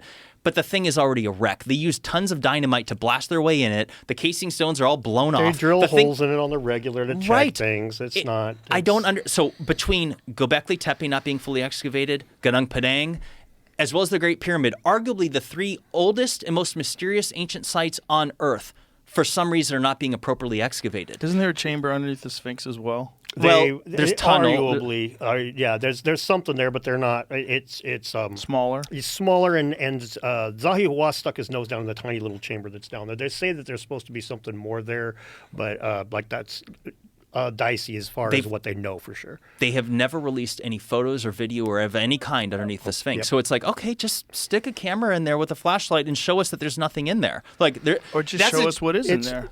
Show us the walls. They say there's nothing in there. And I'm like, okay, well, show me what nothing looks like. Right. So, right. like, I'm just look. I'm an outsider in this, and I have an But inquisitive mindset. You're not. You're a human being on planet Earth, and you're a part of history. And you know what? Every single person alive has an inherent right to know the true history of our origins, and I don't care what country you're born in, because people have come after me like, it is none of your business what's happening at Gobekli Tepe, you're not a Turkish citizen. And I say, excuse me, they elected for it to become a World Heritage Site, so they have thrown that out the window. It's everyone's business. It surely is. That's a silly argument. It's a silly argument. It doesn't make any sense. It's the You history don't have of any place to weigh in on Nazi Germany because you don't live in Germany. Fuck off. It's the people of Earth. It's like we have a very fractured understanding of the history of the people on Earth. Gobekli Tepe is an excellent piece of evidence that points to that. We don't really understand why they did it or who did it. Nope. And there's probably more of those things out there that we missed. The Sahara Desert's the greatest example. Right? If they did some sort of very comprehensive examination of the Sahara Desert, like say if technology advances to the point where they can do like some really comprehensive like underground scanning of that entire part of the continent, who fucking knows, man? Only 5% of the Sahara has been studied as far as like with the use of LiDAR technology. Right. They're using it from space, and they keep finding new structures that are prehistoric. They don't know who made them or when, and they're throughout the They Sahara. use it from space? Yeah. It's called LiDAR from space? It's called archaeology from space, and they use satellites. So this is what's interesting, is that they can use satellites with LiDAR that can penetrate, like, I might be butchering this, but I want to say 10 meters. I could be off on that, but it's a substantial amount of depth from a satellite penetrating through dirt. I'm like, who would have thought that could even exist? Right. It's pretty amazing. It is. We have good evidence that they didn't have that. No, There's probably didn't have that. satellites. I mean, I guess their orbit would decay. It'd Probably it'd fly back into Yeah, because ours do. You know, a couple things about Gunung Padang worth mentioning. When they were excavating like mad, the president was of the same opinion that Dr. Nadi Wajawa is, that Nadi Wajawa wrote a book even like Plato was right and like Atlantis is in Indonesia. So the president of Java back then believed that was the case, and he was throwing money at it. When he lost his bid to be reelected and somebody else took over, he was the one that shut everything down. He's in more lockstep with the archaeologists and stuff, the mainstream guys. So that's one of the reasons it was a changing of the guard, is why all of it just stopped. So one guy was into it and the next guy ain't. Well, here we go. You just opened up the window. Yep, there it is. Here we go, Jimmy. Run with it. So the WF conspiracy, it is nothing more than a conspiracy theory. I am not at all convinced that there's something here with them trying to suppress ancient history. Let me be clear. But there is a correlation between what's going on at Gobekli Tepe and Gunung Padang that the minister, so this is a government position, the Minister of Technology, Education, Research, and Technology, something along those lines in Indonesia, this gentleman came into power, I believe, in 2018. His name's Nakim, or something Nakaram. I have a slide of him in my Gunung Padang thing. He's a global shaper within the World Economic Forum, and he is the head decision maker of excavations that would or would not happen, this gentleman, at Gunung Padang. Now, let me be clear. I'm not saying he's suppressing it. And I'm not saying that the WEF is trying to suppress our ancient history. All I'm sharing here is that it just so happens that the gentleman that's in charge of decision making, let me be clear, I said it earlier, they went from saying that there will be unlimited resources and funding to excavate Gunung Padang. It stopped. And as of right now, there's no plan in place to do it. And I'm just sharing that the person who would make that decision or has the power to do so happens to be a global shaper. And Klaus Schwab, the former head of the World Economic Forum, I have a video of him gloating about how they've infiltrated government cabinets, the media all over the world, and are enacting their initiatives. Our young global leaders. Yes, they've infiltrated the cabinets. It's very good. You can eat see bugs. Did you see the photo of him in the bathroom? No, I would love to see. No, please show us. We have the photo of him in our bathroom here with the fucking crazy Darth Vader outfit on. Oh, yeah. That was bizarre. Just wackiest fucking outfit ever. If you're, it's so on the nose. I know. If you're an evil supervillain. He looks like a Bond villain, James Bond villain. Yeah, more crazy than that. Like more crazy than a Bond. See if you can find that photo. Yeah. More crazy than a Bond villain, like a Star Wars villain. Yeah. Like some. He's a Sith Lord or you something. You have to be a crazy person to put that fucking thing on and go out in public, unless it's a Halloween costume. Yeah. Like it's a bizarre outfit for you to wear. And if everyone's worried about these secret societies and people that are in control and pulling the strings in the world, what are they worried about? They're worried about fucking crackpots that dress like this. That's what they're worried about. Eyes wide shut parties, like that kind of shit. You got that photo? Man. It's fucking crazy. And he wore that photo right there. That's the one we have in the bathroom. Jesus Christ, yeah. In front of the podium at the World Economic Forum. Wow. Like, what is that fucking photo? What is that outfit you're wearing, sir? That looks like something from some 1970s dystopian film. Yeah, 100%. Like Metropolis or something. Yeah. Death Race 2000, the original one. Like, what the fuck is that? That outfit's so crazy. Wow. Imagine someone...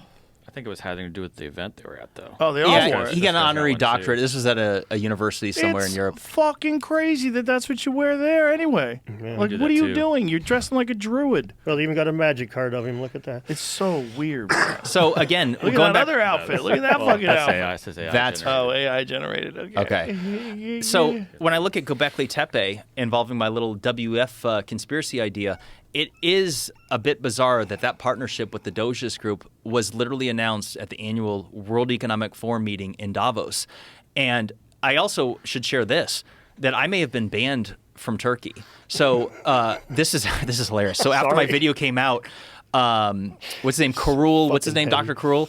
So the head of archaeology in Turkey took great issue with my conspiracy theories on it, and he was quoted in an article saying that I should be sanctioned, and then he followed up with, like, I will be sanctioned. And I'm like, well, how are you going to keep me out of Gobekli Tepe? Have I been banned from Turkey? Because American citizens don't need a visa to go into Turkey unless they're going to be there more than 90 days. So if I could apply ahead of time. Like in Egypt, you can apply for your tourism visa ahead of time, and I know if I was rejected. That's what he said, is that I'll be sanctioned. He was referring to me, and I'm like, okay. What does that mean? Well, it means travel bans. Yeah. It means you're not going to let him in the country. It means I go to the airport and get rejected at customs potentially. And that is possibly what would happen.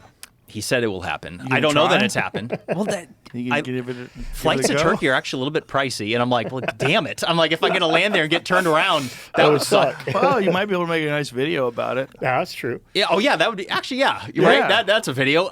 Sure. I mean, kind of like helps you. You're right. I'm over the target with Gobekli Tepe. Right. Or at least you're making them uncomfortable, right? You're forcing them to consider why they have chosen this. And if it's just for economic reasons, which does make sense. If so many people are already going there, why should we spend more money? I get that. Well, and it makes sense, and it's the most likely explanation. It's probably true. But that means that then this is an issue of either mismanagement or incompetence, because it is inexcusable that because as of right now, their plan is that it will not be fully excavated. Wait, I was still finished talking. It will not be fully excavated in any of our lifetimes. And Right. there could potentially be answers involving our ancient past at Gobekli Tepe, and it is entirely inexcusable that we wouldn't dig it up. And I don't actually think it will take away from tourism by removing the mystery. No. People are 500,000 people a year are visiting it just because. And if they dig up more of it, in my opinion, that's more reason to go there. Right. Well, What did you just show, Jamie? I went to the article about the funding at Gunung Gunung Padang. Padang? Yes. It does say that thing about unlimited funding, but it might have been also misinterpreted by translation because it's coming from the Jakarta Post. It talks about how the soldiers were using hose to excavate. They didn't like that. It mentions the first disbursement of $250,000 was put out. Is this from 2014, this It's article? the same article because it shows the thing that says unlimited amount of research funding, but it says it was taken from other funding, and then it says that there's a lack of funding right below it. Archaeologists at other Hey, sites bemoan a lack of funding. Let me just say this. My ass. All they got to do is drill a hole and stick a camera through it into the tube to figure out if it's a lava tube or something man-made. This is not expensive. It could get done for thousands of dollars, not millions of dollars. And if it is a 27,000-year-old pyramidal structure, as Graham Hancock has proposed, the data, it's not proven. It's hotly debated. But let me just make this crystal clear. We don't know what it is. It could potentially be the oldest ancient ruin on Earth. And we're never going to know the answer until we go looking. Yep. And Right. it is entirely unacceptable that we're not doing it. Well, what is happening? There's a thing to get like less conspiratorial, but support it from a very real position. There's a thing with science with their paradigms. They've looked at it from a very long time. With the origins of Earth sciences and history, they were expected to bear out the Bible, prove the Bible right. Then evolution, and then Darwin, and then it was gradualism. Prove the Bible wrong. There is no major global flood. And gradualism, they assumed that everything happens slowly. That there's nothing catastrophic in the record, and that lasted from the late 1700s or 1800s, all the fucking way up until 1980 when the KT dinosaur killing meteor was accepted. Before that, there was no such thing as punctuated equilibrium, which is what they call it now, which any kid could figure out is the way the fucking world works. The slow erosion happens on the side of the bank, but sometimes there's a big flood that carves a big chunk of this is no-brainer shit. And the life moves at a steady pace normally, and then every now and again something catastrophic happens. So my point is that if they think that digging something up is going to change a paradigm that they're expected to maintain, they're not going to fucking dig it up. There's the kind of opposition that they face to overturning paradigms, like the Clovis first thing. Like when Flint was on here and he tried to play that one down. Not only were careers ruined from that, but one thing you'll almost never hear mentioned was Clovis first was version 2 of this. Before that, it was the Folsom Point and Folsom first, and many careers were ruined by people that posited that the Americans were people before the Folsom culture. And then they found the Clovis. It's not some novel time of there was a scientific debate and a few. No. This is standard operating procedure, the way it's always fucking been done. So it's not a surprising thing that they're going to try to hide stuff. It's not a surprising thing. It's just human ego and control. Humans always want to be the experts, and they always want to be the one in control of the information. If the information that's new that's coming out counters their control and their expertise, they reject it. And it's just ego. It's just ego. It's just kind of messed up because, I know scientists are people, but it should all be what we know now. This is what we know now. And when new information comes along, okay, now we're thinking about it in a different way. But the problem is they've published books. Yeah. And these books, they've definitively given dates. We now know, we are sure that this. What are your thoughts on the dating of the pyramids, and how do they date the pyramids? They date the pyramids based on whatever carbon that they could find in between the stones. Obviously, you can't carbon date stones themselves. Right. So you have to use some sort of organic material that's around that. The best dating is that the Great Pyramid is somewhere around 4,500 years ago. That was from organic material taken between casing stones. You could argue that the casing stones were restored because even the Romans restored parts of the Sphinx. Right. I don't know how old the Great Pyramid is, but if it was constructed 4,500 years ago, then our understanding of what was happening on the Giza Plateau at that time is vastly different than the people that were if you look at any academic textbook, they show people wearing loincloths and barefoot constructing the pyramid. And that's nah. Well, even hieroglyphs that depict moving statues.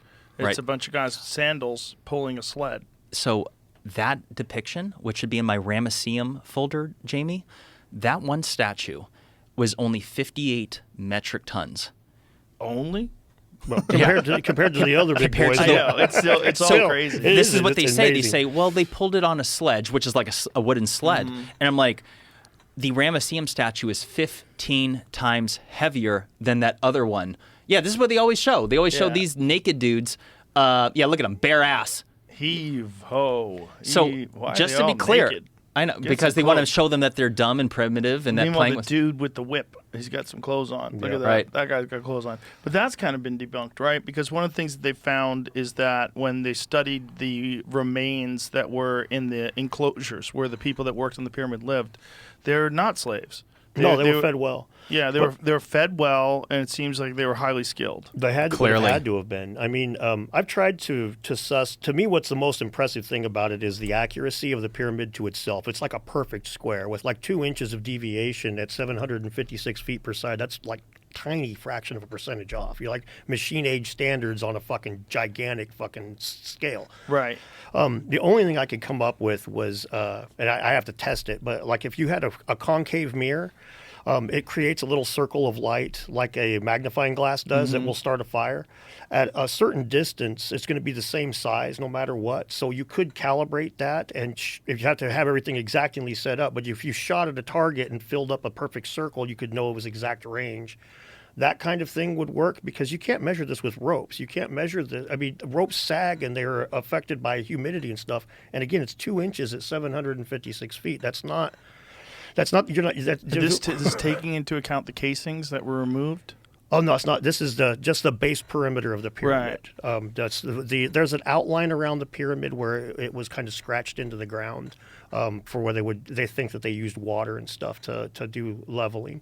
And they generally measure around that, to my understanding.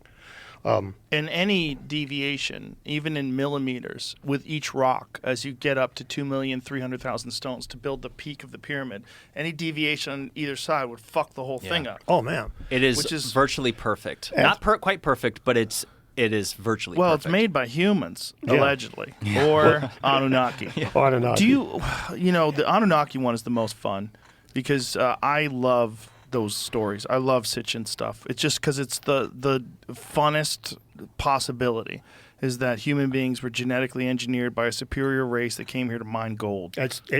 I was telling Jim actually last night that archaeologists frequently refer to the Clovis hypothesis as elegant, and I often tell them that this is actually, Chris Hitchens' stuff is even more elegant. It explains why we want gold and silver. I mean, come on. That's all around the entire world. The gold one's the weird one because you can't make any tools out of it, you can't make weapons out of it, and yet it was the most prized metal. And it works pretty good when you get to a higher level of tech all of a sudden. It's pretty useful, isn't it? It's very useful. And then there's also the idea of suspending particles in the atmosphere. Like Chris talks about, yeah. Right, which is what Bill Gates wants to do today, that fucking kook. Like, hey, fuckface, there's a lot of people living here. You don't get to choose when the shades get put on the earth because you have this goofy climate change narrative. I don't believe you. Right. I don't like that you're even talking about doing this. How about a global vote as whether or not this one asshole created Windows 95 gets to do this? He didn't create anything. He bought the patent off that IBM guy. I love putting that on blast because it's like, I think he suffers from an inferiority complex. I think that he's jealous of Elon Musk and others. I think his time in the line is shorted Tesla. Yeah, and he makes him look like a massive douche. I think that he was once the king, the richest man on earth, and now he's not. And I think that that's all he wants. I think again, power, human power, and ego, and especially people that have enormous resources and control over things. They don't want to relinquish that grip. Yep. Well, yeah. It's like, bro, he should be living in an all-inclusive, riding jet skis. You made it, brother. You're you should be living like Jeff Bezos. Right. Yeah, on at least be the happy. yacht with his hot girlfriend. Yeah. Let's go. Yeah. At least be happy. That's what I want out of my billionaires. I want Jeff Bezos. When people criticize him, I'm like, what are you talking about? He's living the dream. All of a sudden, he's jacked. He got this super hot girlfriend. He's got a giant yacht. Fuck yeah. Flying into space with fucking Captain Kirk. With Come a on. big old dick rocket. I can't figure out why he runs the Washington Post, because he owns the Washington Well, he's Post. changed the shit out of it. Has he? Yeah, there's a big to-do about it because he released this article that we have to, or released a story rather. He wrote a piece essentially saying that you have to take divergent viewpoints. You have to take a bunch of different perspectives. We can't just be this left-wing echo chamber, and it's the reason why the business is faltering. I mean, all of these... I was just reading something about CNN's ratings and MSNBC's ratings post-election. They've crashed. All these left-wing kooks on YouTube are hemorrhaging subscribers, where people go, you guys are out of touch, you're not accurate, you're delusional, and people are speaking with their subscriptions, and they're speaking with their purchasing of the Washington Post, and they're purchasing of the New York Times. The New York Times just debunked, in the most insane way, debunked RFK Jr.'s assertion that the ingredients in Fruit Loops are different in Canada than they are in the United States. They fact-checked it while saying he was accurate. So their fact check, it's so dumb when you see the I tweeted it. I know.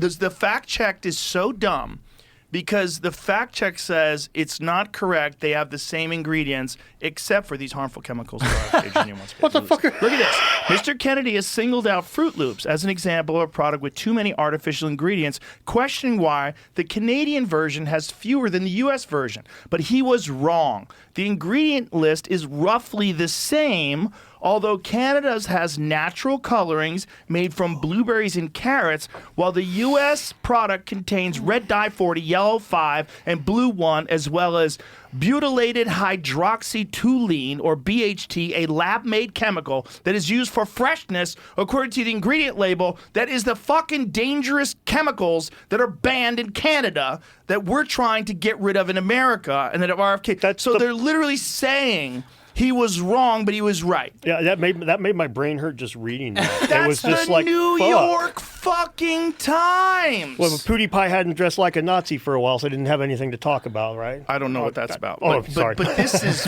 what the New York Times is doing. So, of course, you're going to hemorrhage subscribers. Of course. You're crazy. You're saying something that's nuts. And also, what is your motivation? Like, what's your motivation for removing potentially harmful and toxic chemicals? If someone is trying to do that for the greater health of the population, if we're saying that these things have been eliminated in other countries because they've been proven to be dangerous, what is your motivation for saying he was wrong?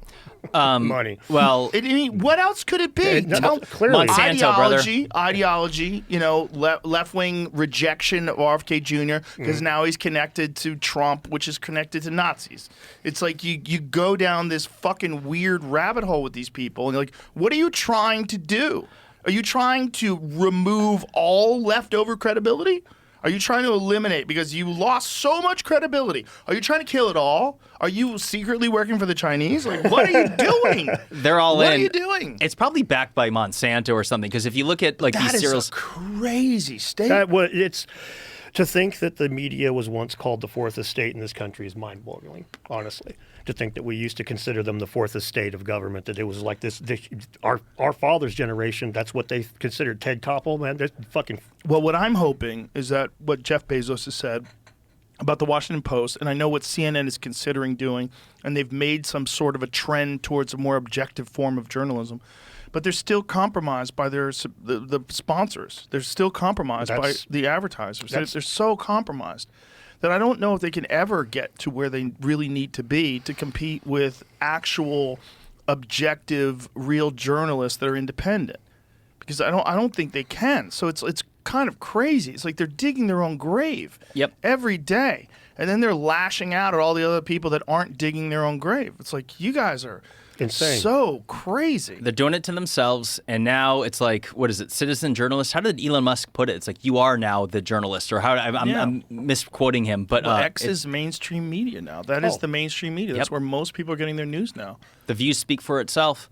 You know, like, it's not just the views; it's the community notes. The fact that you can actually fact check these things. And then you have all these brilliant people that are participating in this live debate in real time online about what's real and what's not. Yeah. And you're finding all, specifically with the when they found the Twitter files. Oh and my like, God. Jesus Christ, the FBI is involved in this? Like, what the fuck is going on? Yeah. This is so crazy. The FBI is involved in deciding what's real and what's not on Twitter. Unreal. And you're banning journalists. You're banning scientists. Like, this is really crazy. Yeah, and it's bad for society. It's you know, it's terrible. caused irreparable harm with misinformation. But it's not.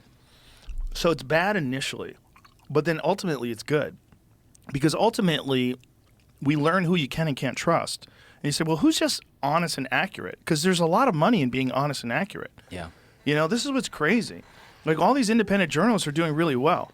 Well, because they don't have a fucking giant building in Atlanta that's filled with 1,000 workers, right? So they don't have the overhead for terrible ratings. Yeah. Terrible ratings and a massive overhead. Like, you're kind of fucked. Yeah. So it's great for us that it leads to the rise of these guys like Matt Taibbi that used to be a part of the system and now are independent. Glenn Greenwald, all these type of people. Michael Schellenberger, people that you can actually trust. They're going to tell you the truth because there's actually money in telling the truth. Yep. It's a great business model. It's course corrected, and you're proof of it, and all these other people, you know, whether it's Tucker Carlson and many, many others, Yep. Yeah.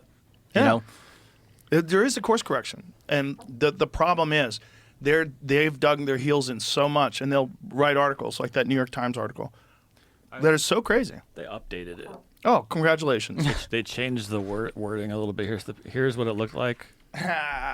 They changed And then it. They here's got what it says now. busted. They Well, say, like- because it got like 10 million views on X in a day. It got blasted. It got blasted everywhere.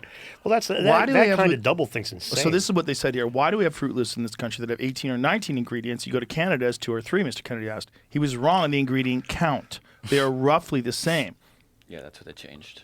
Oh, but they're still missing the whole fucking point. So the ingredient count is roughly the same. So there's still 19 ingredients in the Canadian version, but it's all just like sugar and wheat and like carrot dye and blueberry dye and whatever the fuck else they have. They found a factual error that they could pull out instead of addressing the meat of what he was saying. He The left meat a of loose what he's thread and saying they is that grabbed it. all these things, these dyes, are all illegal in Canada and also illegal in other countries. it's poison. Cereal is one of the worst things you can consume. But it's so delicious. But I wonder if it's just as delicious in Canada, which is crazy. Like, I don't need it to be flavored or colored by fucking dye when you can get it from beets or whatever. Yeah, the dye thing's crazy. The red dye 40 is actually kind of a big problem. There's a lot of kids that have ADD kind of symptoms from red dye 40. Well, I mean, They've if been you're doing this for a while. left alone to your own devices and you're a child like I was, you would just fucking pour bowl after bowl of that cereal until you're like ready to explode. Yeah. You know, I would eat fucking Captain Crunch until I had a fucking heart attack. Lucky Charms eating just the marshmallows. Oh, yeah. Like, Yeah. this is bullshit. Where's the marshmallows? It's Saturday morning cartoons. Yeah. Oh, yeah. Oh my God. Yeah. You're getting cracked out to Bullwinkle.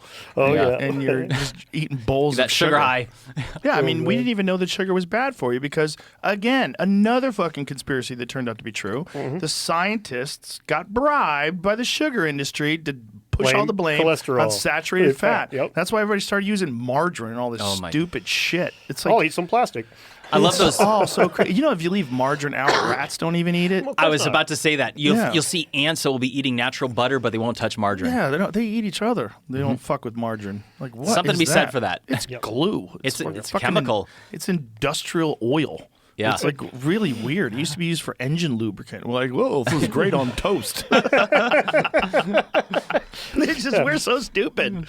We're so fucking stupid. It's wild when you think about it. The things that we will do, like the Milgram experiment I mentioned before, the experiment they did back after everybody was wondering here in the States why the Nazis were able to convince rank and file normal people to do fucked up stuff. So they got guys in a lab coat, and they had an actor pretend he was getting shocked as a test subject, but the real test subject was the guy they had quote unquote shocking that guy. Right. And the guy in the lab coat would keep telling him to do it more, and they found about 30% of the people, if they were told, would shock them all the way up to killing the guy. Yep. Yeah. And that kind of appeal to authority, that kind of worshiping of authority has really, they're gutting it right now, and they're paying the price. Well, it's just dangerous because authority has a massive responsibility to be accurate.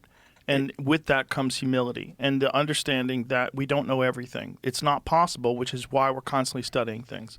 And this need to be accurate and need to be correct and need to be the only one who has access to this information to educate people is preposterous. It's really crazy, especially when it comes to something like ancient history, which is why your channel's so popular, and your channel and Graham Hancock's shows are so popular, and why these people that want to hold on to that throne are so adamant about labeling them with every possible horrible pejorative. Yeah. Well, yeah, that's a really easy way to get them out. Like I said, they're losing authority right now. Like we're talking about mainstream media or legacy media, I guess you could call it, falling apart and stuff. What I mentioned about PewDiePie earlier, if you remember about 10 years ago, the Adpocalypse, I think it was actually a Wall Street Journal article, but it was a legacy media that wrote about PewDiePie, and they fucking threw him under the bus. They misconstrued him and everything else, and the effects were very real. It slapped YouTube content creators across the board. If you look up Adpocalypse, you can read all about it. Well, they've actually dropped some of the bans on X now, which is great. Yeah. Which is, I think, a sign of the culture shifting also after the election. Yep, they're realizing that there's actually a lot of money in advertising there. Like, what are you, fucking retarded? Right. Everybody's there. It's the number one platform on earth for people discussing things. It's the future. Why wouldn't you advertise there? Because you're trying to bleed that guy out. But you fuck with the wrong dude. He's crazy. He's got more money than anybody. And he's like, I don't care. I'm buying it. He bought it for twice what it's worth. And they're like, Twitter has lost $20 billion in value. He's a terrible businessman. No, he overpaid. He overpaid substantially to try to save free speech. Yeah, this was what you would call an activist investment. Well, he's just a rare cat who's willing to do something like that. There's not a lot of people that are willing to lose billions on some. But when you got 200 billion, you're like, let's fucking shift this apple cart. I'm so glad he's on the right side of history. That guy's a hero. He's a living hero, and X is the future. That is going to be the biggest platform on earth. That's his goal, right? Well, it certainly already is and probably will grow. And, they keep saying people are going to Blue Sky. Do you know if you go to Blue Sky and you type there's only 2 genders, you're banned instantly? Yes, I saw this recently. People are doing it. Blue Sky is just the newest echo chamber of the old Twitter. There's all kinds of people Stephen King dorks. Yep. They're going to go over there and let their brains rot out in an echo chamber. I've been picking on all of my friends in the real world that were laughing at, I forget the name of the site that, Rumble, when everybody was like, oh, the right-wingers are going to Rumble, ha, ha, ha, ha, ha. Now it's like, and all you guys are running the Blue Sky, ha, ha, ha, ha, ha. Isn't it fucking funny how that works? Yeah, shout out to Rumble. Rumble's been so good to me. Let me give Chris Pavlovsky a shout-out, the CEO of Rumble. I had the pleasure of meeting him, and they've been treating me real good. Rumble's great. Yeah, they're fantastic. Yeah, full-on free speech, whether you're on the left or the right, whatever it is. Anything I want. Anything I want within, as long as it's not violence or something like that. Of course. Yeah, so I recommend people. Everything that's legal, which is what it's supposed to be. And that's what the First Amendment is supposed to apply to. And this is one of the great things about this administration that's coming in is that Donald Trump wants to apply the First Amendment to all these sites. He wants to stop all this big tech banning, which is, by the way, was terrible for him in 2020. I mean, it's election interference. It truly is, because you're eliminating one complete side of the argument. It's supposed to be one side thinks this, the other side thinks that. They get together and discuss it, and you, as the person outside of it, gets to see who makes the more compelling argument. And the wonderful thing about community notes is you get to see whether or not someone's bullshitting. Right. So let's find out what's right and what's wrong, what's true, what's not. That's what it's supposed to be. But the problem with that is then you don't really have control of the election. And that's what they found out in 2024. They don't have control of it anymore. And you can get Beyonce and pay her $10 million. It doesn't fucking work. It doesn't work anymore. No one cares. No one believes them. They don't trust them. They make terrible life choices. And you're like, well, clearly you're not a person I'm going to listen to when it comes to who's going to run the fucking world, Taylor Swift. Right. Like, shut the fuck up. This is crazy, Eminem. What are you talking about? How much have you locked? I mean, I want to sit Eminem down with like a political scholar and like tell me what you know about the invasion of Ukraine. What do you know about the coup in 2014? What do you know about NATO moving weapons closer and closer? What do you know about the violation of the treaty that we had? What the fuck are you doing, man? You shouldn't be doing this. This is not the thing for you to be doing here.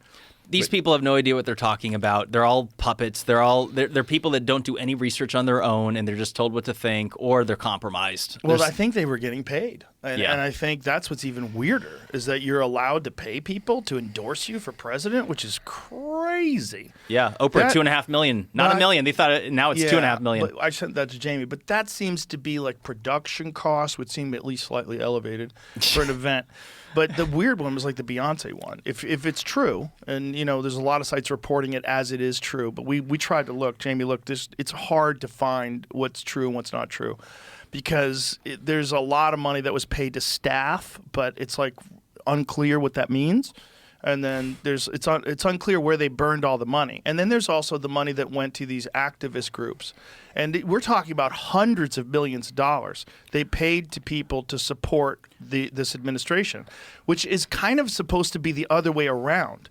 Aren't these groups supposed to be paying money to prop up the campaign because the campaign believes in them? No, you're paying these activist groups to support you, which is just crazy. Also, it didn't work. It didn't work at all. Like you went through $1 billion+ in 3 months. This is so crazy, and you're in debt. I think a lot of people made some money in the process. That money went somewhere. Where's it now? That's part of the problem with climate change. That's part of the problem with everything, is that it's profitable to spit out a narrative. Yep. And that there's a lot of money being moved around, and this is money in politics. And as much as we can get that out, we need to. And I think one of the most important things about getting that out is this whole thing about pharmaceutical drug companies being able to advertise, which changed in the 1990s. We have to recognize that before the 1990s, pharmaceutical drugs could not advertise on TV. And guess what? We were taking way less and we were way healthier. This is not good, folks. This is not good. You know, and other than Ozempic, which is like at least curbing obesity to a certain extent, what are these drugs are doing good? Like if you look at the overall health of people, it's declining. Yeah. Obesity is rising. Heart attacks are rising. Strokes are all this shit is bad. We're not moving in the right direction, and yet there's a tremendous resistance for change. But it's funny to me that they would spend so much money on this election when, I mean, it's kind of clear that when one person's platform is do this, this, and this, the other person's platform is not him. That's like that's like riding somebody else's coattails deliberately. Right. She came in with the platform. I'm just going, I'm not Trump. So, okay, well that's great, but I mean, once people have pierced through the veil of Trump's going to make everything illegal and put everybody that's not white into camps and shit, once they've got past that, what do you have? Well, it's also, if you're going to develop like a real platform, you're going to run for president, I would think you would want to do that over a long period of time and be very careful about, treat it like a defense attorney. Like if you were prosecuting this as a case, you would want to have all of your facts that show that you're correct and have all of your arguments, and you would want to have mock arguments. If someone comes to you and says, well, what about this, this, and this? That's not the case, and this is why that's not the case. And you would want to have all your ducks in a row. To me, it's like a fighter that takes a last-minute fight, and they've been sitting around drinking beer, and they haven't gone through a 10-week camp. Like, don't do it. Don't do it. You're not ready for this. Right. And if your only strategy is just like a wild punch, which is basically he's a liar. Like, meanwhile, you're lying about him every fucking day. The Russia collusion shit, the very fine people shit, the fucking all the thing about the thing about taking Liz Cheney and executing her. That's all lies. You guys are just lying. And you're saying he's a liar, but yet you're lying all the time, and you're doing it like it's 1995. and there's no social media. But you can't do that anymore, especially when the people that are paying attention to the podcast, well, guess what? Podcasts are 100 times bigger than anything you guys have, and people are listening to that, and they know you're full of shit, and then your numbers decline even further. Yep. So I think they were saying that CNN, how much is CNN down? Because I was seeing this on Twitter, and it's hard to know whether or not they're, it's hyperbole or whether or not it's fact. But they were saying that CNN's ratings are down like 80% of their peak, and MSNBC is some other preposterous number. And they're both on the chopping block. CNN is talking about mass layoffs of talent because nobody believes them anymore. So it's counterproductive for you to use the same voices, which is why they got rid of Brian Stelter and then they brought him back. Which was so odd. I'm like, I'm looking forward to how much talent is missing. They don't have any talent. They're all going out of business. They're going to have to rebrand. They're going to have to get entire new management. Like, I'll never watch those programs ever again, those networks. Literally never. Like, they're dead to me now. It's forever. propaganda. It's at least a percentage of it is propaganda. That's unacceptable. That's unacceptable if you're the voice of the news in the world. It's unacceptable for you to have a large percentage of what you're saying to be completely full of shit. You know, it's funny. You can see the same pattern of attacks that they throw at Trump being used against Tulsi Gabbard the last time around when she fucking nailed Kamala in the debate, and she was just like, you can stay here and say all cops are bad, but you got hundreds of thousands of people in jail and prison. Leftist viewers deal NBC, CNN, a Trump slump ratings crash. Here's why. So what's the numbers? What does it say? Does it say? The Rachel Maddow Show, for example, easily MSNBC's top-rated program, though it only airs once a week, drew just 1.3 million viewers on November 10th. 5 days after the election, a drop of 1 million viewers from the month before. 40% or so. In the key 25 to 54 demographic, the advertisers most covet, Maddow's numbers mark the smallest audience since her show has seen since April of 2022. And she's the #1 show, which is like, if I only got 1 million people watching the show, I'd be so pissed. Hannity nearly quadrupled her with 420,000 views to her meager 109,000. She got 109,000 people in the 25 to 54. Yeah, and so that's it's a bunch of old cat ladies. And airports. Yeah, and airports, right. Outside of Maddow, MSNBC has seen an unprecedented plunge. This is the really bad news. And what is that? For example, on Tuesday, November 11th, the week after the elections, MSNBC attracted its lowest 25 to 54 demo ratings in 23 years. Over on CNN, the demo number was the lowest it has been since June 27th, 2000, when Bill Clinton was president. For the overall week of November 6th through 13th, Fox News averaged 2.23 billion views, while MSNBC attracted a paltry 550,000 and CNN just 399,000. Think about how much money is being pumped into CNN. So go scroll back up a little bit. In fact, Fox News saw its viewership jump by 38% overall since November 5th after dominating election night by topping all networks, drawing more than 10 million viewers.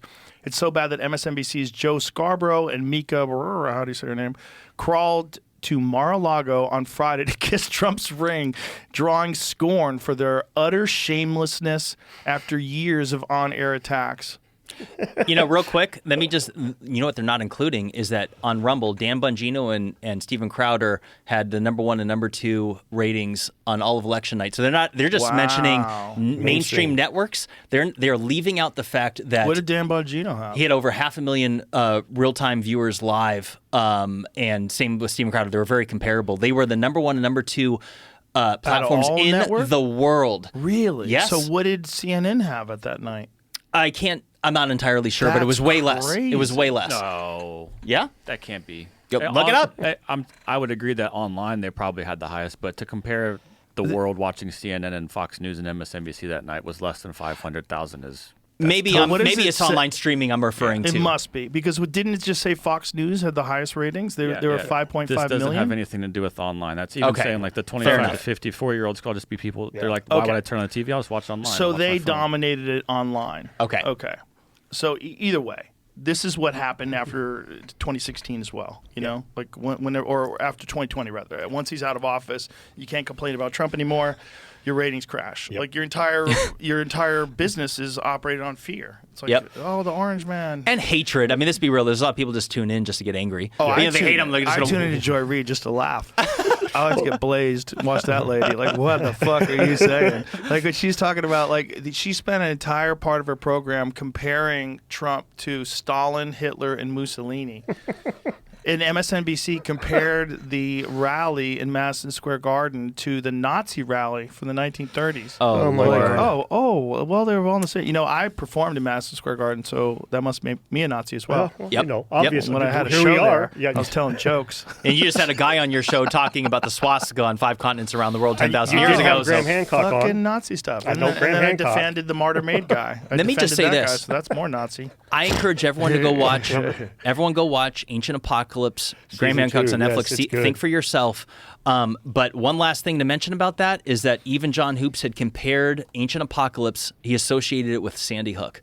Yeah. I am not kidding. This was a week ago, 2 weeks ago. Yeah, disgusting. He's talking about the archaeology is the canary in the coal mine, and you can tell that because you see this horrible thing happened before 9/11, and therefore they're connected. And Sandy Hook happened right around the same time as the 2012 thing. Ergo, it's just like, dude, puke.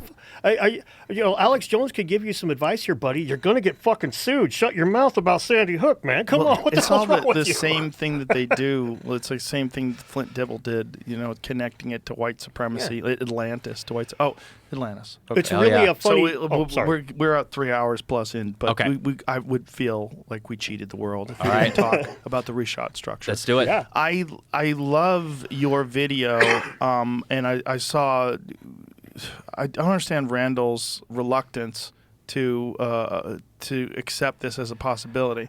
It's very fascinating because there's so many details, and your video that details the Richat structure, which is an incredibly strange structure. If it's not man-made, and if it wasn't at one point in time, it's some sort of a structure that was made by human beings. It doesn't need to be. So this is one of the things that Randall says, well, it's a natural feature, so it can't be Atlantis. So I'm like, well, who built Atlantis? He said it was the god Poseidon.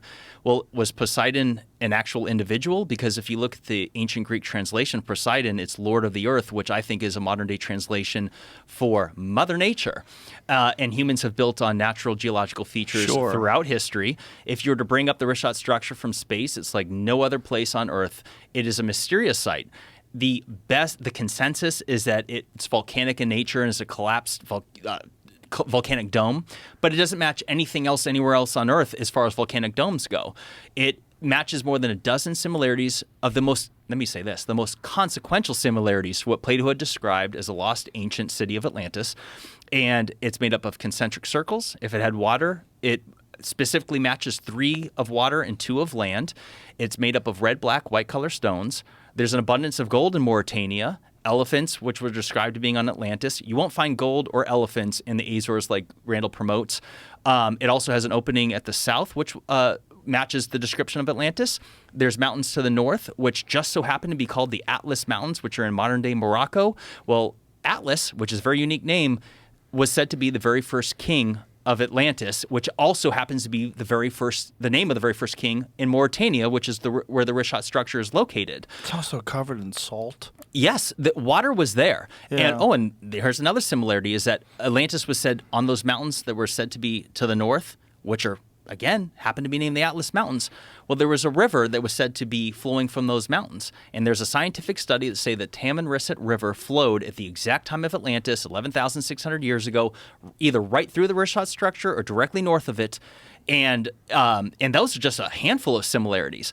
It is by far the most likely location of the lost ancient city of Atlantis. Nothing can be concluded either way. But it is something that should not be ignored. Well, it's certainly really fascinating. It is. And just the fact that there's these concentric rings that match the description of Atlantis, and it's in the same spot, and the mountains are in the same spot. The opening is in the same spot. I mean, look at that. Whatever that is really weird. Yeah, and if you would imagine a city like Atlantis and the way it was described, that seems a very likely spot for it. And let me tell you something else. A lot of people say, well, it's not an island, so it couldn't possibly be Atlantis. But what they leave out is the fact that the ancient Greek word for island was Nessos and Nesson, which had 5 meanings, one of which was island. The other was promontory, peninsula, as well as land within a continent surrounded by lakes, rivers, or springs, which matches the Richat structure. So it's like, a lot of people, and let me also say this, because a lot of people, and I think all areas should be studied. I'm not debunking the Azores. However, the fact that it's in the Sahara Desert and that the Egyptians are the ones that came up with the tale of Atlantis, that's where it originates from, which surprises a lot of people. Well, Egypt's in the Sahara, and so is the Richat structure. And at the time of Atlantis, the Sahara was green. It had one of the largest networks of rivers ever known to exist, as well as the largest freshwater lake. And so if the Egyptians were colonists of a destroyed civilization, it's not unreasonable to say that it was in the Sahara. And let me say something else. If Atlantis was described as being busy all day and all night and was a trading post, does it make sense it'd be in the middle of the Atlantic Ocean, or is it far more feasible that it would be in the Sahara Desert, which wasn't a desert at the time? Because if it was said to be busy all day and all night with languages spoken from all over, well, then where are all these people coming from in the middle of the Atlantic Ocean to go visit it? It makes far more sense that it would be in that portion, in that region of the world. How much work has been done excavating in that None. area? Almost Zero. nothing, yes. It is. There's gold in the Mauritanian desert, and they don't want anyone touching it. It's a dangerous place to go. It's very inhospitable. It's 250 miles inland, and it is, I know people that have gone out there, and it is a dangerous, inhospitable place. There's no water. It's hard to get to. You could have all the money in the world, and you could still die out there. Yeah, it's not just hard to get to, but and not just inhospitable. It's kind of war torn, kind of fucked up, kind of the kind of place where you're not gonna have to worry about somebody playing a tourist trick on you. They're just gonna take your shit. Right. So right. Yeah, there's a lot of reasons that people aren't going there, but it's really interesting, even to me, where I'm a lot more skeptical about. So I do believe in a lost civilization. And I think it's really interesting to find so many of those same things in the same area. It's just uncanny. Like Jim says, when it's just a stone's throw away from Egypt, really, it would make sense that they would have that package, a big chunk of those things so accurately recorded, and to find it right there, definitely, this is one of the things I harp about on my channel all the time. We need more honest skeptics. This is definitely the kind of thing we need real scientists to go out there and do. We don't need guys to knee-jerk and say, well, you attached it to Atlantis, so fuck that noise. It can't be. We don't need guys to say, it's definitely Atlantis, but there's nothing to see here. We need boots on the ground. And how the fuck could Atlantis, if it really is in Africa, be connected to white supremacy? Oh, fuck. Let me touch on this one really quick, Joe. If I can hit this really fast. It's so stupid. The Africans are black. Hello. I'm saying the Atlanteans are black. Supremacy. This is what John Anthony West said on your show. He said, not only did Atlantis exist, but they were black. African supremacy. They did it. The way that these guys attach the white supremacy thing is they go back to guys from the 1800s that wrote about Atlantis that had some old school views on race. Now, they believed in the biblical races, and the way that the biblical races came to be is something you'll never find John Hoops or Flint Dibble tell you, because it guts their entire argument. Before the flood, there was one race of humans. After the flood, Noah gets drunk. Three of his sons are around. One of them picks on him, laughs at him. Two other ones don't. The one that picked on him was Ham. The African people were considered to be the Hamites. The Semitic people, were in the middle. And then the other one, the Japhethites, which eventually became the Aryans, were considered to be the white people. That was the European view of race for up until about 150 years ago. So 200 years ago, a guy writing about Atlantis would not have thought it was an Aryan Atlantis, because Aryans didn't exist until after Noah. It was one of Noah's sons. So before the flood, there was no Aryans. So anytime somebody says that this old school shit believes in, all you have to do is scratch the surface and you'll find that's not the case at all. This guy didn't believe in a white Atlantis. Ignatius Donnelly did not believe in a white Atlantis, despite Flint Dibble making sure to name drop that fucker anytime he gets a chance. But they're going to make sure you think that. They're going to eliminate, because the biblical races are something most people don't know much about. Listen, let me just say this one point. I don't care what their color their skin was, but the legend comes from Egypt and they're fucking brown. So get fucked with your racist argument. I don't care. Exactly. Anyway. Go get fucked. Yeah. Gentlemen, thank you very much. This has been a lot of fun. Joe, really been fun. Jimmy, always great to see you. Good to see you again. Very nice to meet you. Nice to meet you too, Thank Joe. you for your channel, both of you guys. It's fantastic. Dedunking, Bright Insight, awesome channels. Follow on me YouTube. on X, Rumble, and Instagram. Love you all. I'm going to be you, at Joe. the Cosmic Summit speaking this summer. If you guys want to catch me there. Beautiful. Cosmic Summit, yeah. Beautiful. All right. Thanks again, Awesome. Joe. Thanks, everybody. Thanks, Bye. Joe. Bye now.